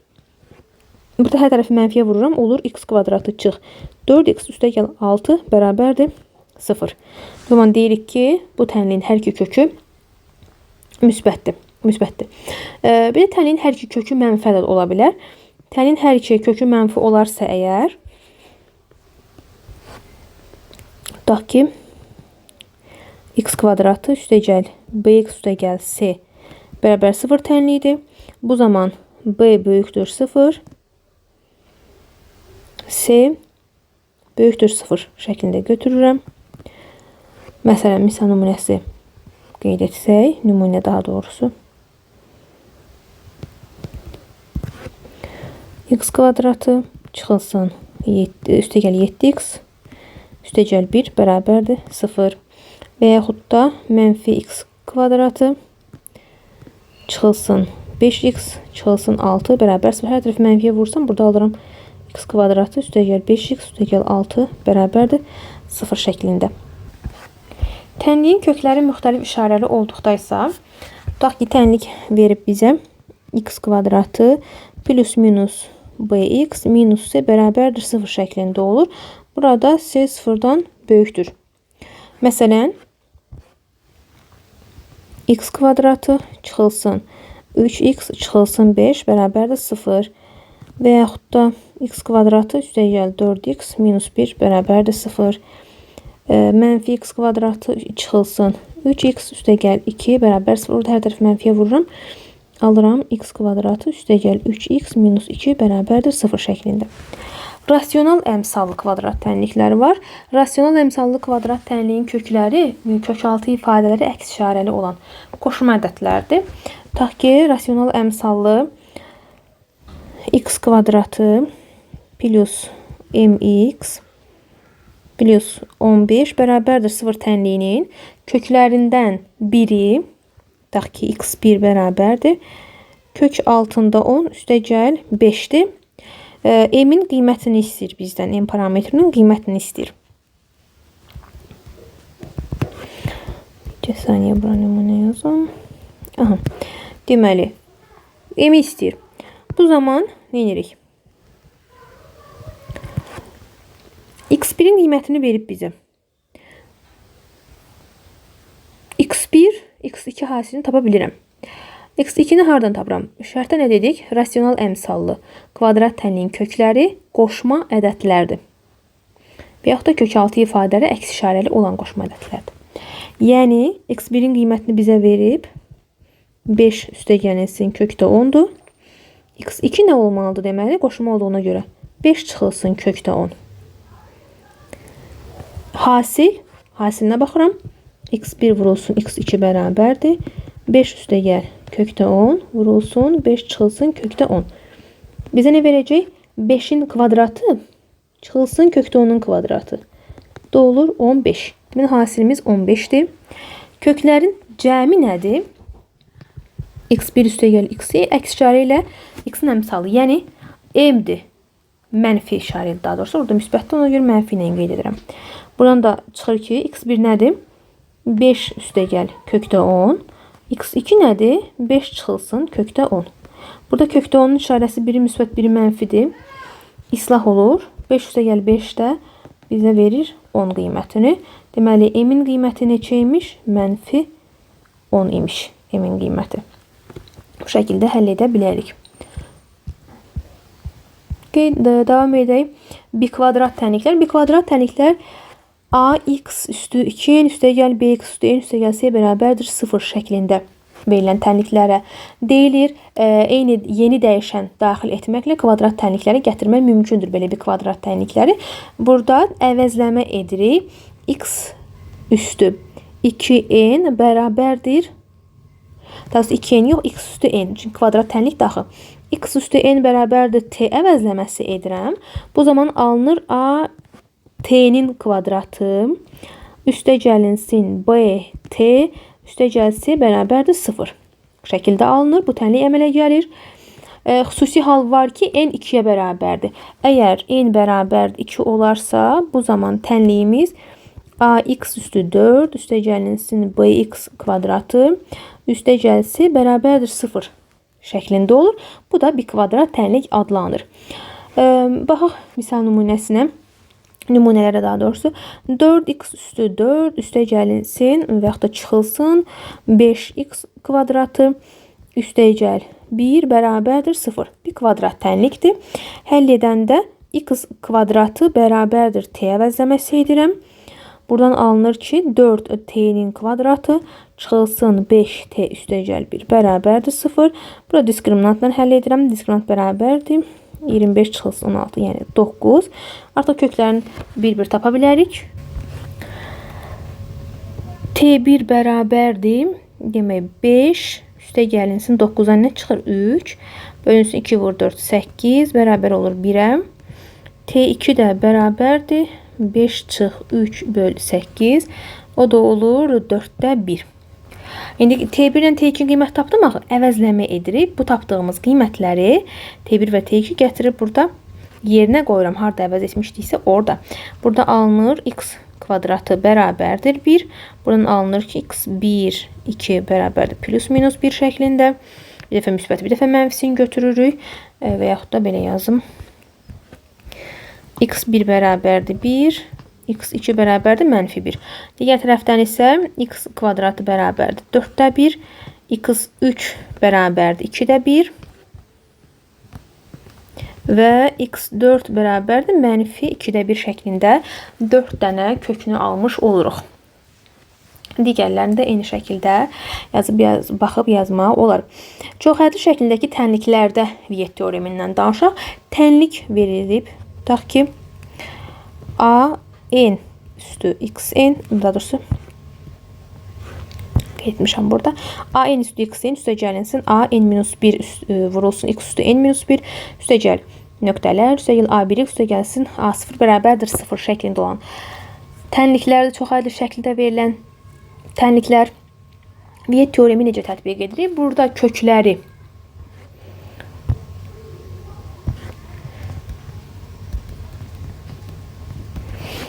x1, x2, x3 və s. xn olarsa x1 üstəgəl x2 üstəgəl x3 üstəgəl nöqtələr üstəgəl xn bərabər olur mənfi a n minus 1 bölünsün a n-ə. Hasil necə hasil? x1 vur x2 üstəgəl x1 vur x3 üstəgəl x2 vurulsun x3. Daha doğrusu x1'lərlə davam edək. Hələ ki x1 vur x4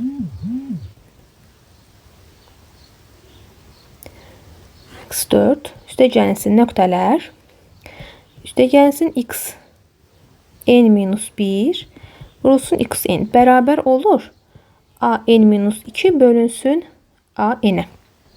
Hasilinə baxıram. x1 vurulsun x2 vurulsun x3 vurulsun nöqtələr vurulsun xn bərabər olur mənfi 1 üstü n vurulsun a0 bölünsün a n-ə. Davam edeyim modul çarəsi daxil olan tənliklərə. Modul çarəsi daxilində dəyişəni olan tənlikləri həll edərkən iki hal nəzərə alınmalıdır. Birinci halda modul işarəsi daxilindəki ifadə müsbətdir və ya sıfıra bərabərdir. Bu zaman yazıram ki modulda fx modul fx şəklində yazılır.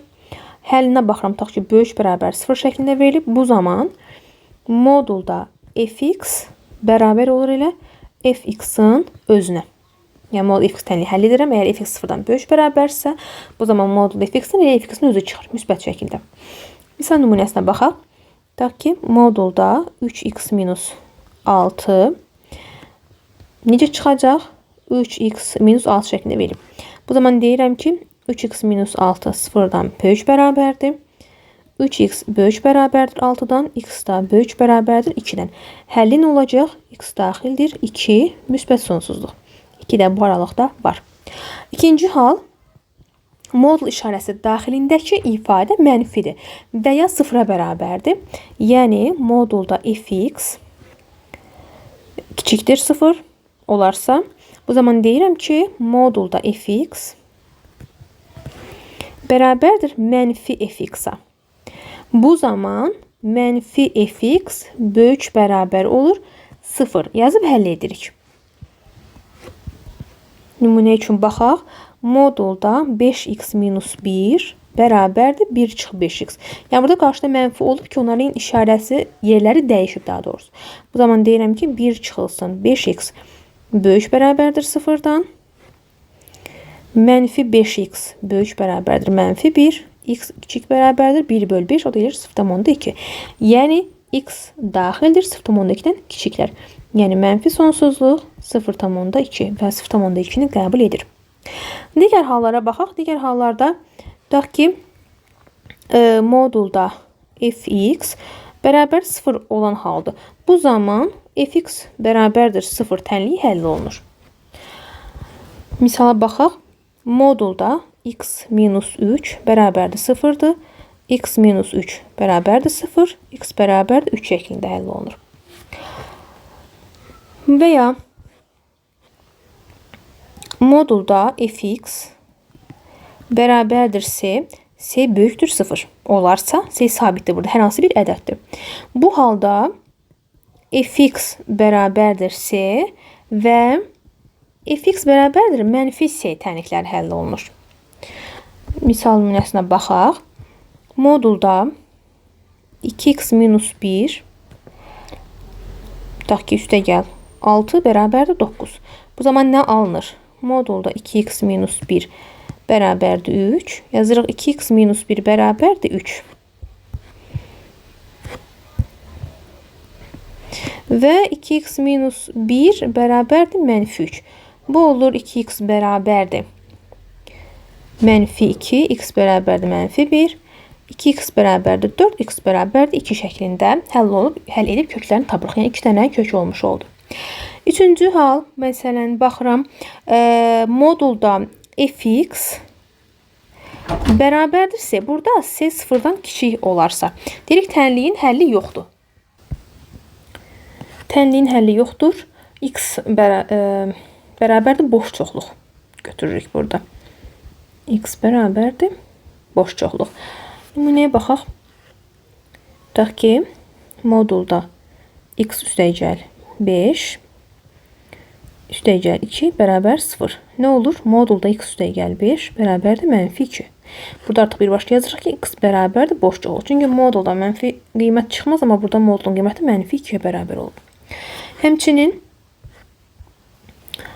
modulda fx bərabərdir mənfi modulda c. Bu zaman c fərqlidir 0. Tənliyinin də həlli yoxdur. Yazırıq x bərabərdir boş çoxluq şəklində. Nümunə kimi qeyd edə bilərəm ki, tutaq ki, modulda 8x çıxılsın 3 bərabərdir mənfi modulda mənfi 3. Bu moduldakı mənfi 3 buradan müsbət 3 çıxacaq, amma qabaqdakı mənfi olduğu kimi yerində qalmış olacaq. Buna görə də deyirik ki, burada x bərabərdir boş çoxluq, yəni bu tənliyində həlli yoxdur.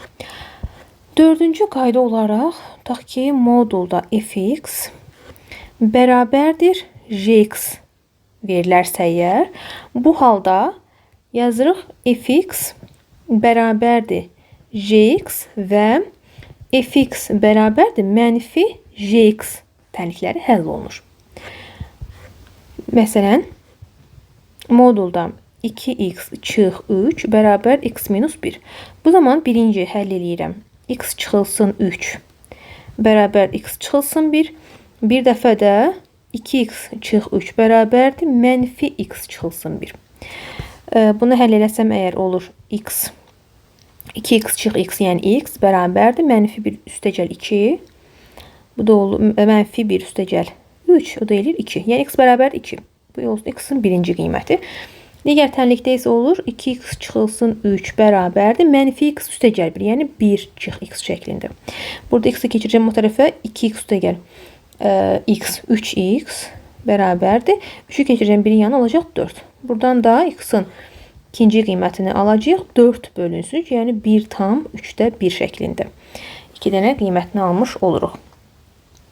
Başqa şəkildə desək, başqa cür 5-ci şərtdə verilə bilər ki, modulda fx bərabərdir modulda jx. Əgər bu şəkildə verilərsə, bu zaman birinci həll edirəm. Fx bərabərdir jx və fx bərabərdir mənfi jx. Tənlikləri həll olunur. Baxaq misal nümunəsinə. Tutaq ki, modulda 6y üstəgəl 10 bərabərdir modulda 7y çıxılsın 16. O zaman birinci 6y üstəgəl 10 bərabərdir 7y çıx 16-nı həll edirik.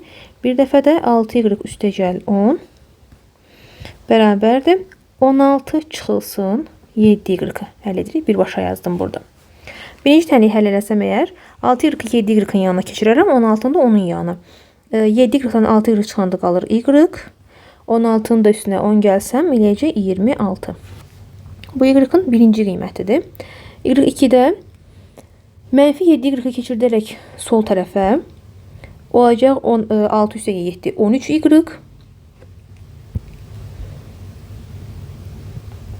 10'u keçirdəcək 16'nın yanına. 16'dan da 10 çıxacaq burada, olacaq 6. Buradan da alacaq ki, y-in ikinci qiyməti bərabərdir 6 bölünsün 13. 13 də 6 yəni. Bu şəkildə modul şartı daxil olan tənlikləri həll edə bilərik. Davam edək. İrrasional tənliklərlə. İrrasional tənliklər dəyişəni kök işarəsi daxilində verilən tənliklər irrasional tənliklərdir. İrrasional tənliklərə baxıram. Tutaq ki, birinci verilib 2n dərəcədən kök altında fx bərabərdir a tənliyi verilib. Yəni cüt dərəcədən kök altında bir tənlik verilib və hər hansı bir ədədinə bərabərdir. Bu zaman həll edərkən biz bu tənliyi yazırıq ki, fx bərabərdir a-nın üstü 2n. Yəni hər tərəfi kökün dərəcəsi qədər dəfə kvadrata yüksəldirik. Buradan da a sıfırdan böyük bərabər olmalıdır. Bu ifadələr həll olunur. Bu birinci hal a-nı sıfırdan böyük bərabər həll etdik. Bir də əgər a sıfırdan kiçik olarsa, tutaq ki, tənliyin həqiqi həlli yoxdur.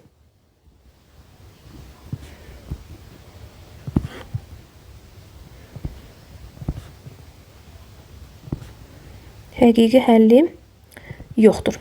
Misal nümunəsinə baxsaq, tutaq ki, 3 üstə gəlinsin kök altında 2x bərabərdir 7. Tənliyi verilib. Bu zaman birinci 3'ü keçiririm 7'nin yanına, kök altında 2x. Bu hamısı kökün altındadır. 7'dən 3 çıxacam 4. B eləyək. Hər tərəfi kvadrata yüksəldirəm. Olur 2x bərabər. Niyə kvadrata yüksəldirəm? Çünki kökün dərəcəsi 2'dir.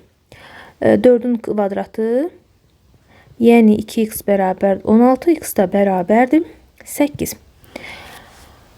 Tək dərəcədən kök altında olan tənliklərə baxıram. 2n plus 1 dərəcədən kök altı fx bərabərdir a tənliyi verildikdə sadəcə və sadəcə burada həll olunur. Fx bərabərdir a-nın üstündə 2n plus 1. Yəni a-nın mənfi və ya müsbət olmağının fərqi yoxdur. Çünki kökün dərəcəsi təkdirsə, kök altında mənfi və müsbət qiymətlər ola bilər. Misal nümunəsinə baxaq. 3-cü dərəcədən kök altında x minus 2 bərabərdir 4 tənliyi olsun. O zaman hər tərəfi 3-cü dərəcədən kuba yüksəldirəm. Olur x minus 2 bərabərdir 4'ün kubu. X minus 2 bərabərdir 64. X da bərabərdir 66 şəklində həll edə bilərik. Və yaxud mənfisinə də baxaq. 3-cü dərəcədən kök altında x üstəgəl 4 bərabər olsun mənfi 5'ə. X üstəgəl 4 bərabərdir mənfi 5'in kubu.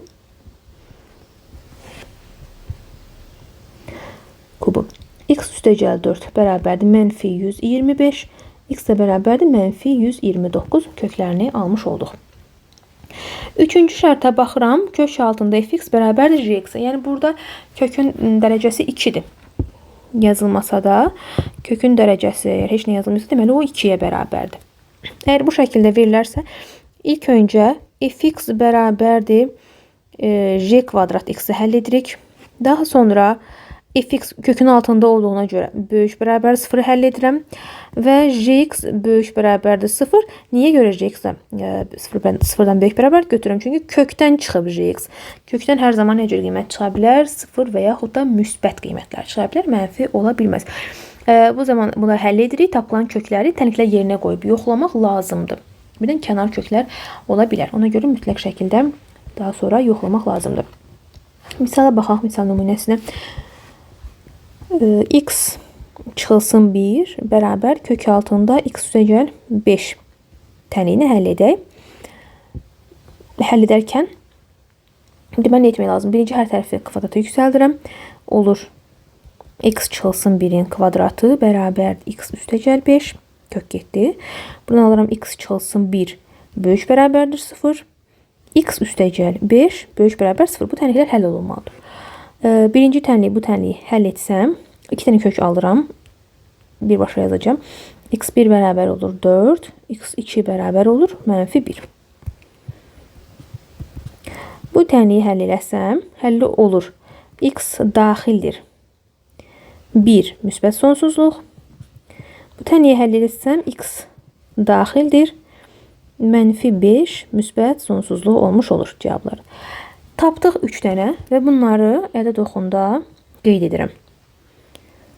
-5, 1.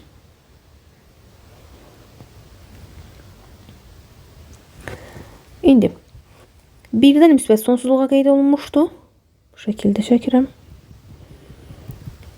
-5-dən müsbət sonsuzluğa qeyd olunmuşdu. Bu şəkildə çəkirəm. Qeyd edirəm. İndi nə istəmişdi bizdən? Tənin həlli. Bu zaman kəsişməni götürürəm. Kəsişmə hardan başlayır? 1-dən müsbət sonsuzluğa gedir. Ona görə cavabımız olacaq x1, daha doğrusu x daxildir 1 müsbət sonsuzluq. 1 müsbət sonsuzluq aralığında tənin kökü hansı olmuş olur? Tənin köklərini burada tapmışdıq. 4 və -1. İndi bu aralığa daxil olan kökümüz hansı oldu? x1 bərabərdir 4 kök. Tənin həlli olmuş olur. Dördüncü burada şərtə baxaq. 2 dərəcədən kök altı fx bərabərdir 2 dərəcədən kök altı jx. Bu zaman fx bərabərdir jx həll olunur. Fx böyük bərabərdir 0 tənliyi həll olunur. Və jx böyük bərabərdir 0 tənliyi həll olunur. Bu şərtlər nəzərə alınaraq tənliyimiz həll edilir. Tutaq ki, kök altında 3x çıxılsın 4 bərabər kök altında 2x üstə gəlinsin 1.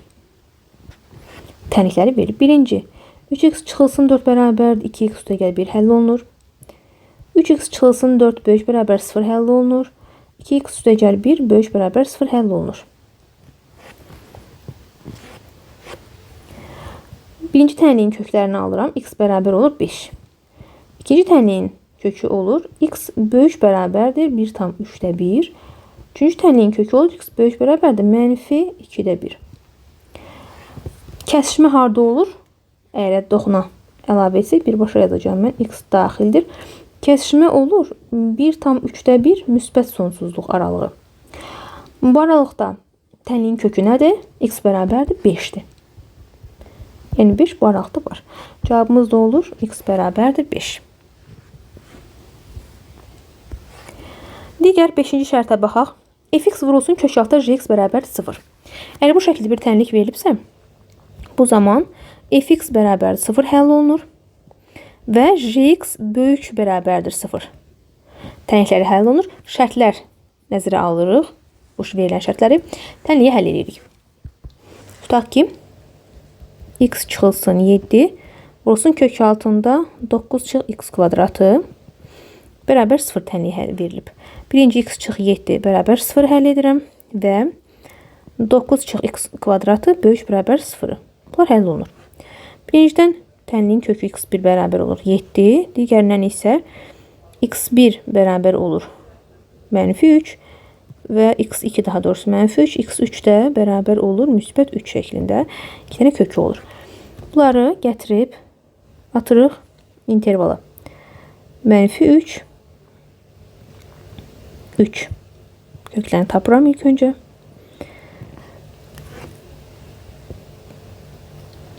Qiymət verək. 4 qiymətini versəm. Bu tənliyin kökü nədir?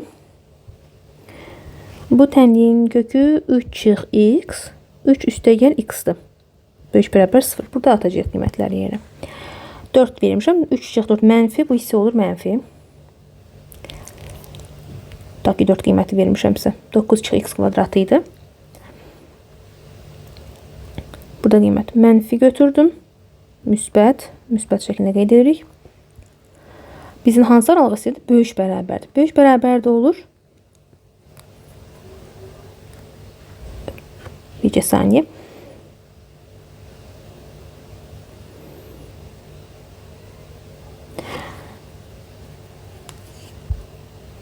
Dokuz çıx x, bunu 3 çıx x, 3 üstəgəl x kimi ayırmışam.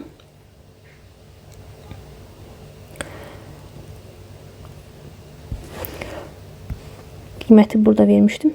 Bir sözü sayın.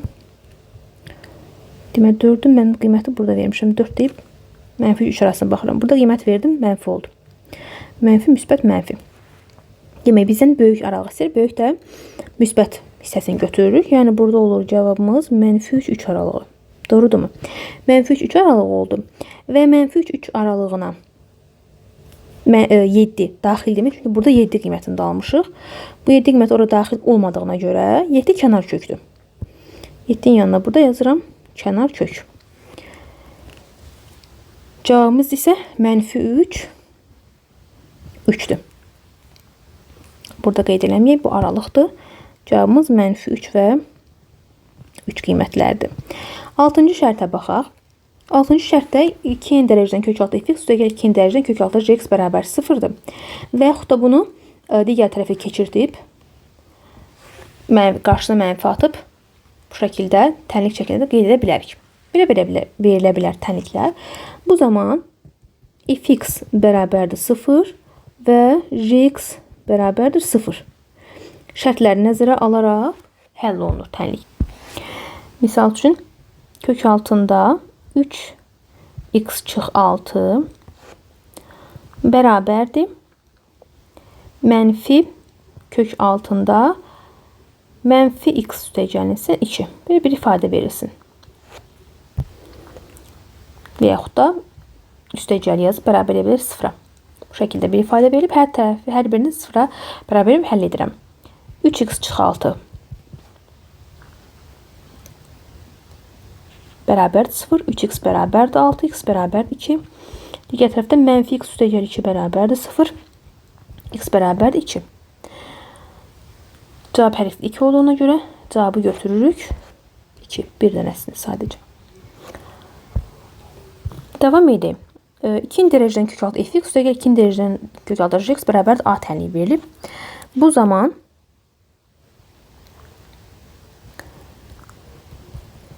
f(x) bərabərdir a çıxılsın 2 dərəcədən kök altında x üstü 2n şərti nəzərə alınaraq tənlik həll olunur. Tutaq ki, kök altında x üstəgəlinsin kök altında x üstəgəl 3 bərabər 3 tənliyi verilib. Bunu həll eləyək. Dedim ki, necə yazmalıyıq? Kök altında x üstəgəl 3 bərabərdir 3 çıx kök altında x yazıldı. Bunu da kök altında hər tərəfi kvadrat yüksəldirim. Kök altında x plus 3'ün kvadratı bərabərdir 3 çıx kökdə x-in kvadratı kimi həll edirəm. Bu da olur x üstəgəl 3 bərabər 3'ün kvadratı, yəni 9 çıxılsın 2 vur 3 6 kökdə x. Üstəgəl kökdə x-in kvadratı, yəni x. Burada məlumatları bir tərəf, məşğulları bir tərəf keçirəm. X-lar gedəcək. Qalacaq 6 kök altında x bərabərdir 6'ya. Buradan da alıram x bərabərdir 1'ə. Yəni kökdə x bərabərdir 1'ə. X da bərabər olmuş olur 1'ə. Cavabımız 1. Tənliyin kökü. Davam edək rasional tənliklərlə. Çoxhədlilərin nisbəti və ya hasili şəklində verilən tənliklərə rasional tənliklər deyilir. Rasional tənliklərin həll alqoritmi: birinci, rasional tənliyin hər tərəfi orta məxrəcə vurulur. 2. Məxrəcin sıfırdan fərqli qiymətləri nəzərə alınır. 3. Alınan köklər tənlikdə dəyişənlərin yerinə yazılıb yoxlanılır. Məsələn, rasional tənliklərə misal olaraq qeyd edə bilərəm. X kvadratı çıxılsın 5x bölünsün x çıx 3 qeyd olunan tənliyi. Və yaxud da 4x kvadratı çıxılsın 6 bölünsün x. Və yaxud da 2x bölünsün x minus 3 bərabər sıfırlar da var. Bunların bərabər sıfır şəklində. Bunlar rasional tənliklərdir. Baxaq həllinə. Tutaq ki, birinci misal baxıram. X kvadrat çıx 5x bölünsün x minus 3 bərabər 0. Bu tənliyin köklərini tapın deyilir. Birinci deyirik ki, nə etməliyik? Hər tərəfi məxrəcə vururam. Yəni x çıxılsın 3 vurulsun x çıx 3 surət olduğu kimi qalır. X kvadratı çıx 5x bərabər 0 da vururam. X çıxılsın 3. Yəni hər tərəfi vurdum. Burada ixtisarlar gedir. Bununla bu ixtisar gedir. Bunda 0 vuran olsa 0 verir bizə. Surətdə qalan ifadə yerində qalmış olur. Yəni x çıxılsın 5x bərabər olur 0-a. Bunu x ortaq vuruq kimi çıxarıram. X çıx 5 bərabərdir 0. X bərabərdir 0. X bərabərdir 5. Tənliyin kökləri olmuş olur. Və məxrəcdə x minus 3 var idi. Bunda x çıxılsın 3 fərqlidir 0 yazıb həll edirəm. Çünki niyə görə? Məxrəc 0-a bərabər ola bilməz. Hər zaman məxrəcini yenə etmək lazımdır.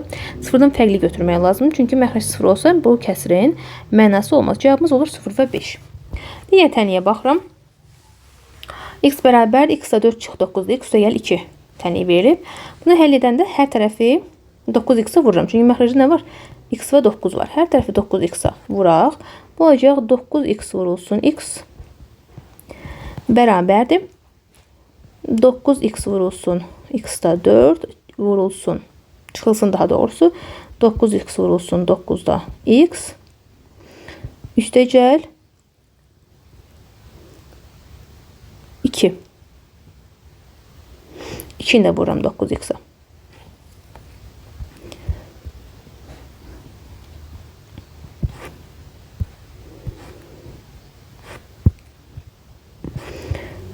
Vur 9x. Burada 9x'i x'a vururam olur 9x kvadratı. Bu x-dan x getdi. 9-dan 9x getdi. Qaldı bərabərdir. 9 4-ə 36 çıxılsın x kvadratı üstə gəlsin 18x. İndi də sadələşdirsək x kvadratı hər tərəfi sola keçirdirəm. Üstə gəl 9x kvadratı, daha doğrusu bir başa yazaq. X kvadratı üstə gəl 9x kvadratı bizə verir 10x kvadratı. Çıxılsın 18x, çıxılsın 36 bərabərdir 0. Hər tərəfi 2-yə bölürəm. Alırıq 5x kvadratı çıxılsın 9x, çıxılsın 18 bərabərdir 0. Diskriminantla həll etsək, diskriminantımızı tapsaq 81 üstə gəlsin 360 bərabərdir 441 olur. Burada kökləri tapsam əgər x1 bərabərdir 3 olur. x2 bərabərdir mənfi 1/2. Tənliyin kökləri x1 bərabərdir 3, x1 bərabərdir mənfi 2-də 1/2 şəklində həll edə bilərik. Digər başqa bir misal nümunəsinə baxaq.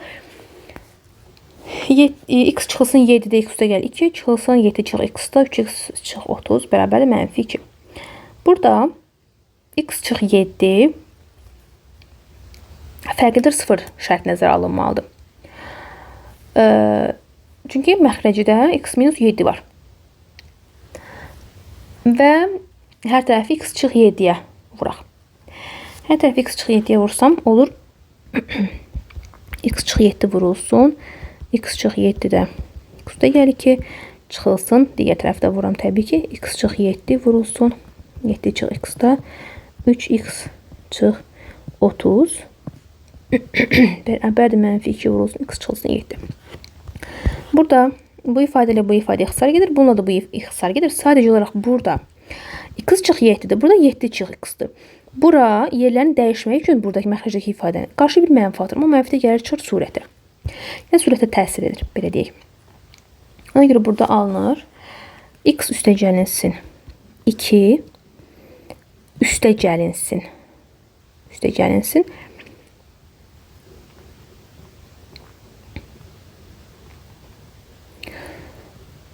2, daha doğrusu 2 yox. Üstəgəlinsin 2 x üstəgəl 2, daha doğrusu o mənfi 1'i birbaşa vurmayayım. Bura çıxma yazım. Çıxılsın. Mənfi 1 vurulsun. 3x çıx 30, yəni qarşıya mənfini atdıq. Bərabərdir. Bu da olur mənfi 2x üstəgəlinsin 14. İndi alırıq ki x üstəgəl 2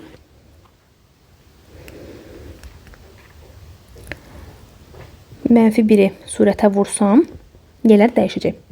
Olacaq mənfi 30 çıx 3x bərabərdir 14 çıxılsın 2x. Əgər məlumatları bir tərəfə, məchulları bir tərəfə keçirsək, x üstəgəl 4x, çünki bu mənfini müsbət elədi. X üstəgəl 3x elə 4x, bu tərəfdəki x-ə keçirsək sol tərəfə olacaq 6x. 6x bərabərdir 14. 30 burada müsbətlik keçdi o tərəfə. Oldu mənfi. Nasıl mənfi də oldu keçdi o tərəfə oldu müsbət. 14 üstəgəl 30.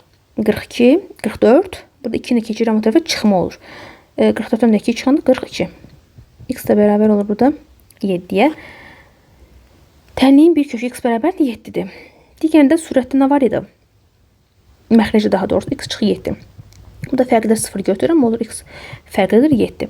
Yəni bir cavabı almışıq 7. Həmçində bu 7 kənar kökdür. Ona görə tənliyin həlli olur x bərabərdir boş çoxluq. Cavabımız bu şəkildə qeyd olunur. Cavab boş çoxluqdur. Başqa bir misal nümunəsinə baxaq.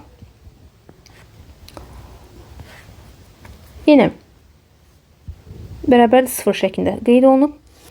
Bu tənliyi həll etmək üçün ilk öncə burada nə edək?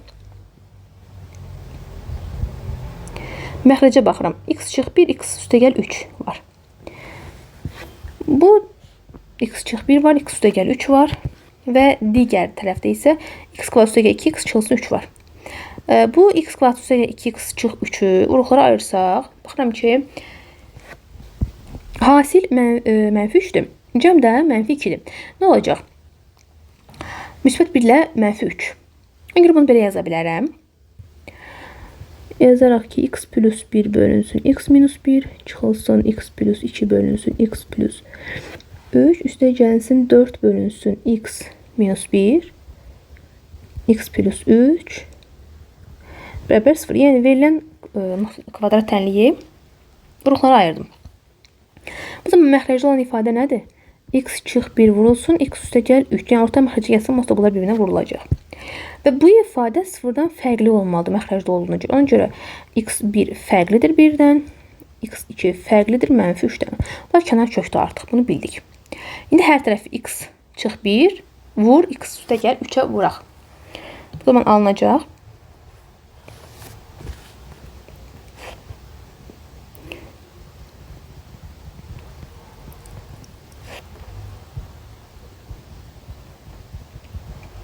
Bu şəkildə çıxılsın. Bu ifadəni yenə digər tərəfə vursam olur x çıx 1 x üstəgəl 3 vurulsun x üstəgəl 2-də x üstəgəl 3 üstəgəlinsin 4 vurulsun x çıx 1 x üstəgəl 3 bölünsün x çıx 1 x üstəgəl 3 bərabərdir 0. İxtisarları aparıram. X çıx 1 ilə x çıx 1 gedir. X üstəgəl 3 ilə x üstəgəl 3 gedir. Burada da hamısı ixtisar getmiş oldu. 7 qalanları yazsam əgər qalır x üstəgəl 3 vur x üstəgəl 1 çıxılsın x çıxılsın 1 vurulsun x üstəgəl 2 üstəgəl 4 bərabər 0. Vurub açsaq əgər bu tənliyi olur x kvadratı üstəgəl 4 x üstəgəl 3 çıxılsın x kvadratı üstəgəl x çıx 2 üstəgəl 4 bərabər 0. Sadələşdirsək əgər olur 3x üstəgəl 9 bərabərdir 0. 3x bərabərdir mənfi 9. X da bərabərdir mənfi 3-ə. Biz nə almışdıq? X fərqlidir, mənfi 3 almışdıq. X fərqlidir 0 olmalıdır. Ona görə də cavab olur boş çoxluq. Boş çoxluq. Çünki aldığımız cəmi bir dənə qiymət var idi, mənfi 3 və o da nədir? Kənar kökdür. Bu şəkildə. Davam edək. İndi təniklərin köməyi ilə məsələ həlli. Xətti təniklərin köməyi ilə məsələn. Tutaq ki, verib Raulun 32 manat pulu var. O hər birinin qiyməti 5 manat olan bir neçə. Futbol topu aldıqdan sonra 7 manat pulu qaldı. Raul neçə top aldı? Bu zaman topların sayını bilmirik. Topların sayı məchuldur. Yazıram top sayı x. Hər bir topun qiyməti. Bir topun qiyməti 5 manatdır. Qalan pul nə qədərdir? 7 manat. Ümumi də 32 manat pul var.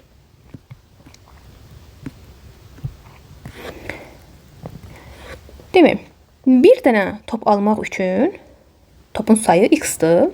Yəni, tutaq ki, 1-dir. Bir dənə top alanda 5 manat verirəm. 2 top alanda 2 vur 5, 10 manat verir. 3 top alanda 3 vur 5, 15 manat pul verir. Amma burada topun sayı bilmirəm x dənədir. Ona görə x vur 5 dənə top almış oluruq. Bunun üstünə qalan pulu gəlirəm. 7 bərabər ümumi pula. 32-yə.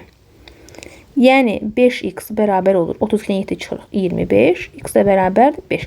Deməli, Raul 5 dənə top alıb. 7 manat da pulu artıq qalıb. Ümumi də 32 manat pulu var idi. Gecə yaş məsələlərinə. Yaş məsələlərində bilməli olduğumuz şeylər onlardır ki, iki adamın yaşlarının fərqi zaman keçdikcə dəyişmir.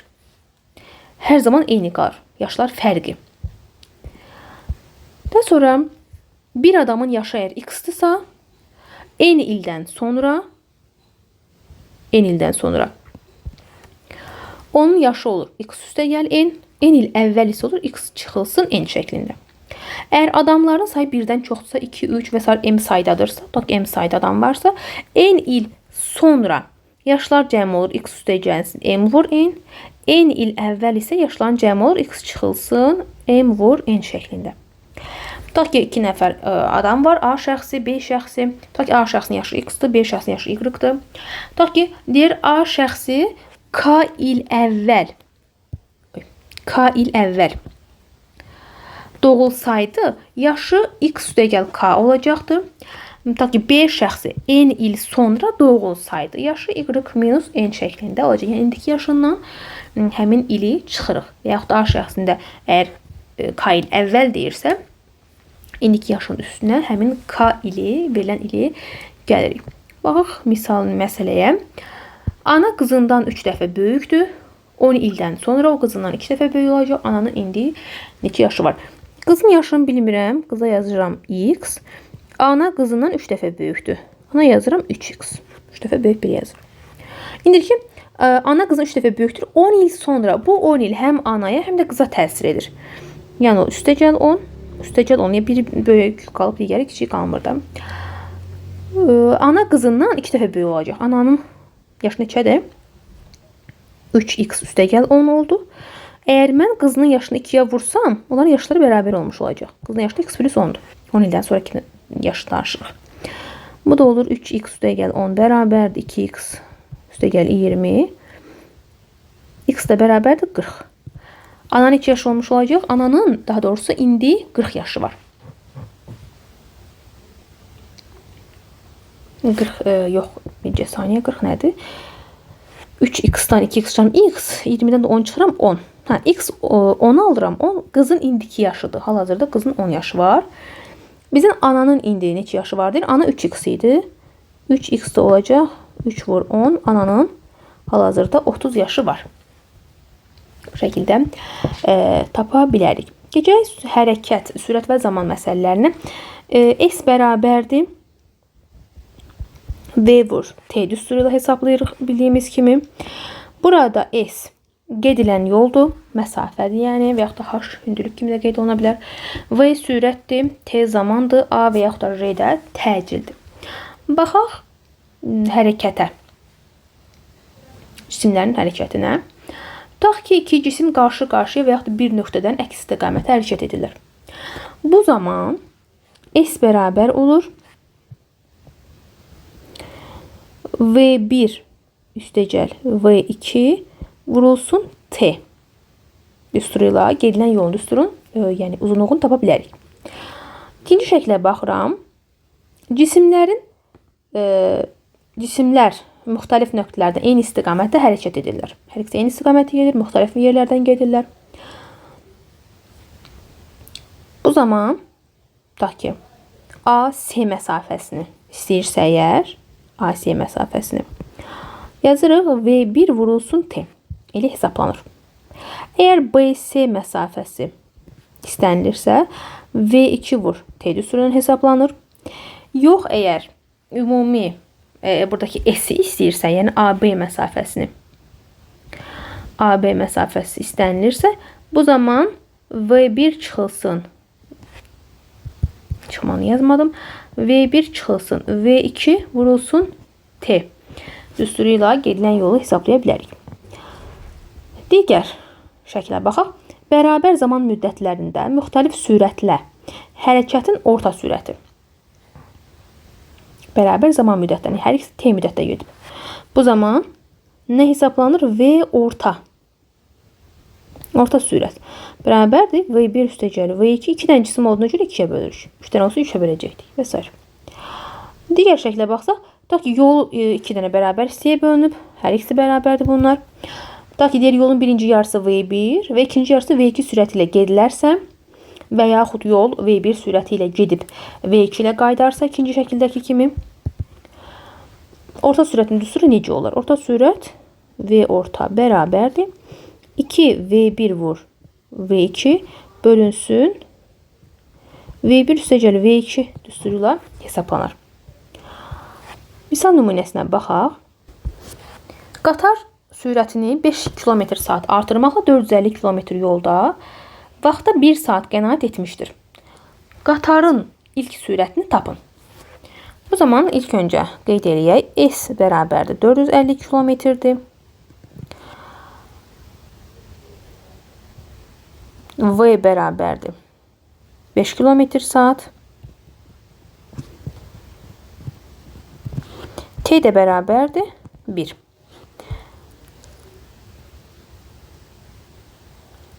Daha doğrusu 5 km/saat artırmaqla. Buna V yazmayaq. Tutaq ki, A yazaq. Bizdən V-ni istəyir. Qatarın ilk sürətini istəyir. Bu zaman nə edirik? 450-ni bölürəm V-yə. Bundan çıxıram. 450-ni bölürəm V üstəgəl 5-ə. Bərabər edirəm 1-ə. Burada hər tərəfi V vurulsun, V üstəgəl 5-ə vura bilərəm. Çünki məxrəcdə V və V üstəgəl 5 var. Bu zaman olur V vur V plus 5 vurulsun. V də 450 çıxılsın. V vur V plus 5 vurulsun. V plus 5 də 450 bərabərdir 1. İxtisar aparsam V'lər ixtisar gedir. Burada da V plus 5'lər ixtisar gedir. Yerdə qaldı 450 V.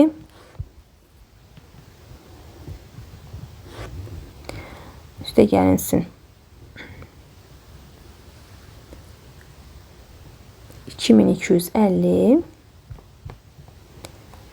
çıxılsın 450 V bərabərdir. V kvadratı üstə gəlsin 5V. Buradan bunu vurmaq yadımdan çıxıb. V vurulsun V üstə gəl 5. Qeyd etmək. Bu şəkildə. Əgər bunu həll etsək, diskriminantla həll olunacaq. Birbaşa yazıram. Burada yer qalmadı. V bərabər olur 45-ə. Yəni qatarın ilkin sürəti 45 km/saat olub. Sürətini 5 km/saat artırıb. Yəni olub 50 km/saat. 450 km yolda vaxta 1 saat qənaət etmiş olur. Bu şəkildə misallara baxa bilərik. Davam edək kater çay məsələləri ilə. İlk öncə işarələməmizə baxaq. V qayığın sürətidir, V çayın sürəti. V q yazsa qayığın çayın axını istiqaməti. Yəni qayıq çay hansı istiqamətdə axırsa, onunla eyni istiqamətdə axır. Bu zaman sürətlər toplanılır, çünki belə deyək, çay qayığa kömək edir hərəkət etməkdə bir növ. Daha sonra V qayıq çıxılsınçı. Burada qayığın çayın axınına qarşı sürətli, yəni çayın axdığı istiqamətin əksinə hərəkət edir qayıq və çay qayığa bir növ mane olur hərəkət etməkdə. Qayığın çayın axını ilə sürəti dedik ki, V qayıq üstə gəlsin, V çaydır. Və axına qarşı sürətdə dedim ki, V qayıq çıx, V çaydır. Bu şəkildə işarə olunarsa, V qayığı taparkən V qayıq bərabərdir. V qayıq üstə gəl çay, üstə gəlsin V qayıq çıxılsın çayı cəmini bölərik 2-yə və yaxud da çayın sürəti V çay bərabərdir. Yenə 2-dən V qayıq üstə gəl çay çıxılsın V qayıq çıxılsın çay. Yəni birinci şəkildə misalda qayığın sürətini tapıramsa, qayığın çayın axın istiqaməti olan sürəti ilə qayığın çayın axınına qarşı olan sürətini toplayıb bölürəm 2-yə. Digərində isə axın istiqamətində olan sürətdən axına qarşı olan sürəti çıxıram, bölürəm 2-yə, alıram çayın sürətini. Davam edək sərnişin və eskalator məsələləri ilə. TE sərnişinin yuxarıya və ya aşağıya hərəkət edən eskalatorda dayanaraq endiyi zamandır. Eskalator dayanıb və sərnişin hərəkət edir. TS sərnişinin, daha doğrusu TY'də hərəkət edir eskalator. Yəni eskalator da hərəkət edir. Sərnişin isə dayanıb. TS-də sərnişin dayanan eskalatorda addımlayır. Bu zaman endiyi və ya qalxdığı zamanını bildirir. Yəni eskalator dayanıb, adi pilləkəni nəzərdə tutaq və addımlayır sərnişin. T isə sərnişinin hərəkətdə olan eskalatorla həm də addımlayaraq endiyi və ya qalxdığı zamandır. Məsələn, həm eskalator hərəkət edir, həm də sərnişin hərəkət edir. Tutaq ki, eskalator aşağı doğru hərəkət edir, sərnişin də addımlayaraq aşağıya doğru hərəkət edir və yaxud eskalator yuxarıya doğru hərəkət edir, sərnişin də addımlayaraq yuxarıya doğru hərəkət edir. Bu zaman düsturlarımız olur 1 bölünsün T bərabərdir 1 bölünmüş TS üstə gəlsin 1 bölünmüş TE ilə tapa bilərik. Və yaxud da T bərabər TS vurulsun T'ye bölünsün T üstə gəl TY'yə. Misal nümunəsinə baxaq. Sərnişin aşağıya hərəkət edən eskalatorda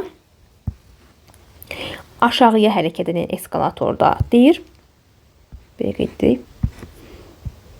Aşağıya hərəkət edən eskalatorla yeriyərək yolu, yəni yeriyir həm də. 90 saniyə hərəkət edən eskalatorda dayanaraq 90 saniyə, 190 saniyə enir. O dayanmış eskalatorda bu yol neçə saniyə enir? İndi baxaq məsələnin həllinə. İşarələməmizə baxırıq ilk öncə. Burada T nədir? 90-dır. Yəni aşağıya həm hərəkət edir eskalator, həm də sərnişin hərəkət edir. Bu zaman T'miz olur 90 saniyə. Burada bir TY'miz var. 190. TY nə idi?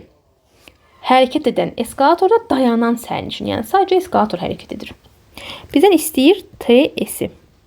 Yəni dayanmış eskalatorda sərnişin etdiyi hərəkət neçə saniyə olar? Onu istəyir bizdən. Gedib düsturda yenə yazıram. T bərabərdir. Yəni 90 bərabərdir. TS vurulsun TY. TY 190'ı birbaşa yenə yazıram. Bölünsün T. Üstə gəl TY. Yəni T üstə gəl 190. Bu şəkildə. Bunu da çarpaz şəkildə vursaq olacaq 90 vurulsun T üstə gəl 190 bərabərdir TS vur 190. Burada ixtisarlarımızı aparaq. Bunu 0 ilə bunu 0 gedir. Vurub açsam 9 TS üstə gəl 190'ı 9'a vursaq 1710 bərabərdir 19 TS. Buradan da alıram ki 10 TS bərabərdir 1710. TS də bərabərdir 171 saniyə. Yəni, əgər eskalator dayansa, sadəcə sənin üçün hərəkət etsə, bu yolu 171 saniyəyə enə bilər. Bilməkçulu tənliklər və tənliklərin köməyi ilə həll olunan məsələlər mövzusu bu qədər. Sizə maraqlı olan hansı mövzu varsa, onun izahını istəyirsinizsə, bunu şərh bölməsində qeyd edə bilərsiniz. Digər mövzudan izahlar kanala yerləşdirilib, daxil olub izləyə bilərsiniz.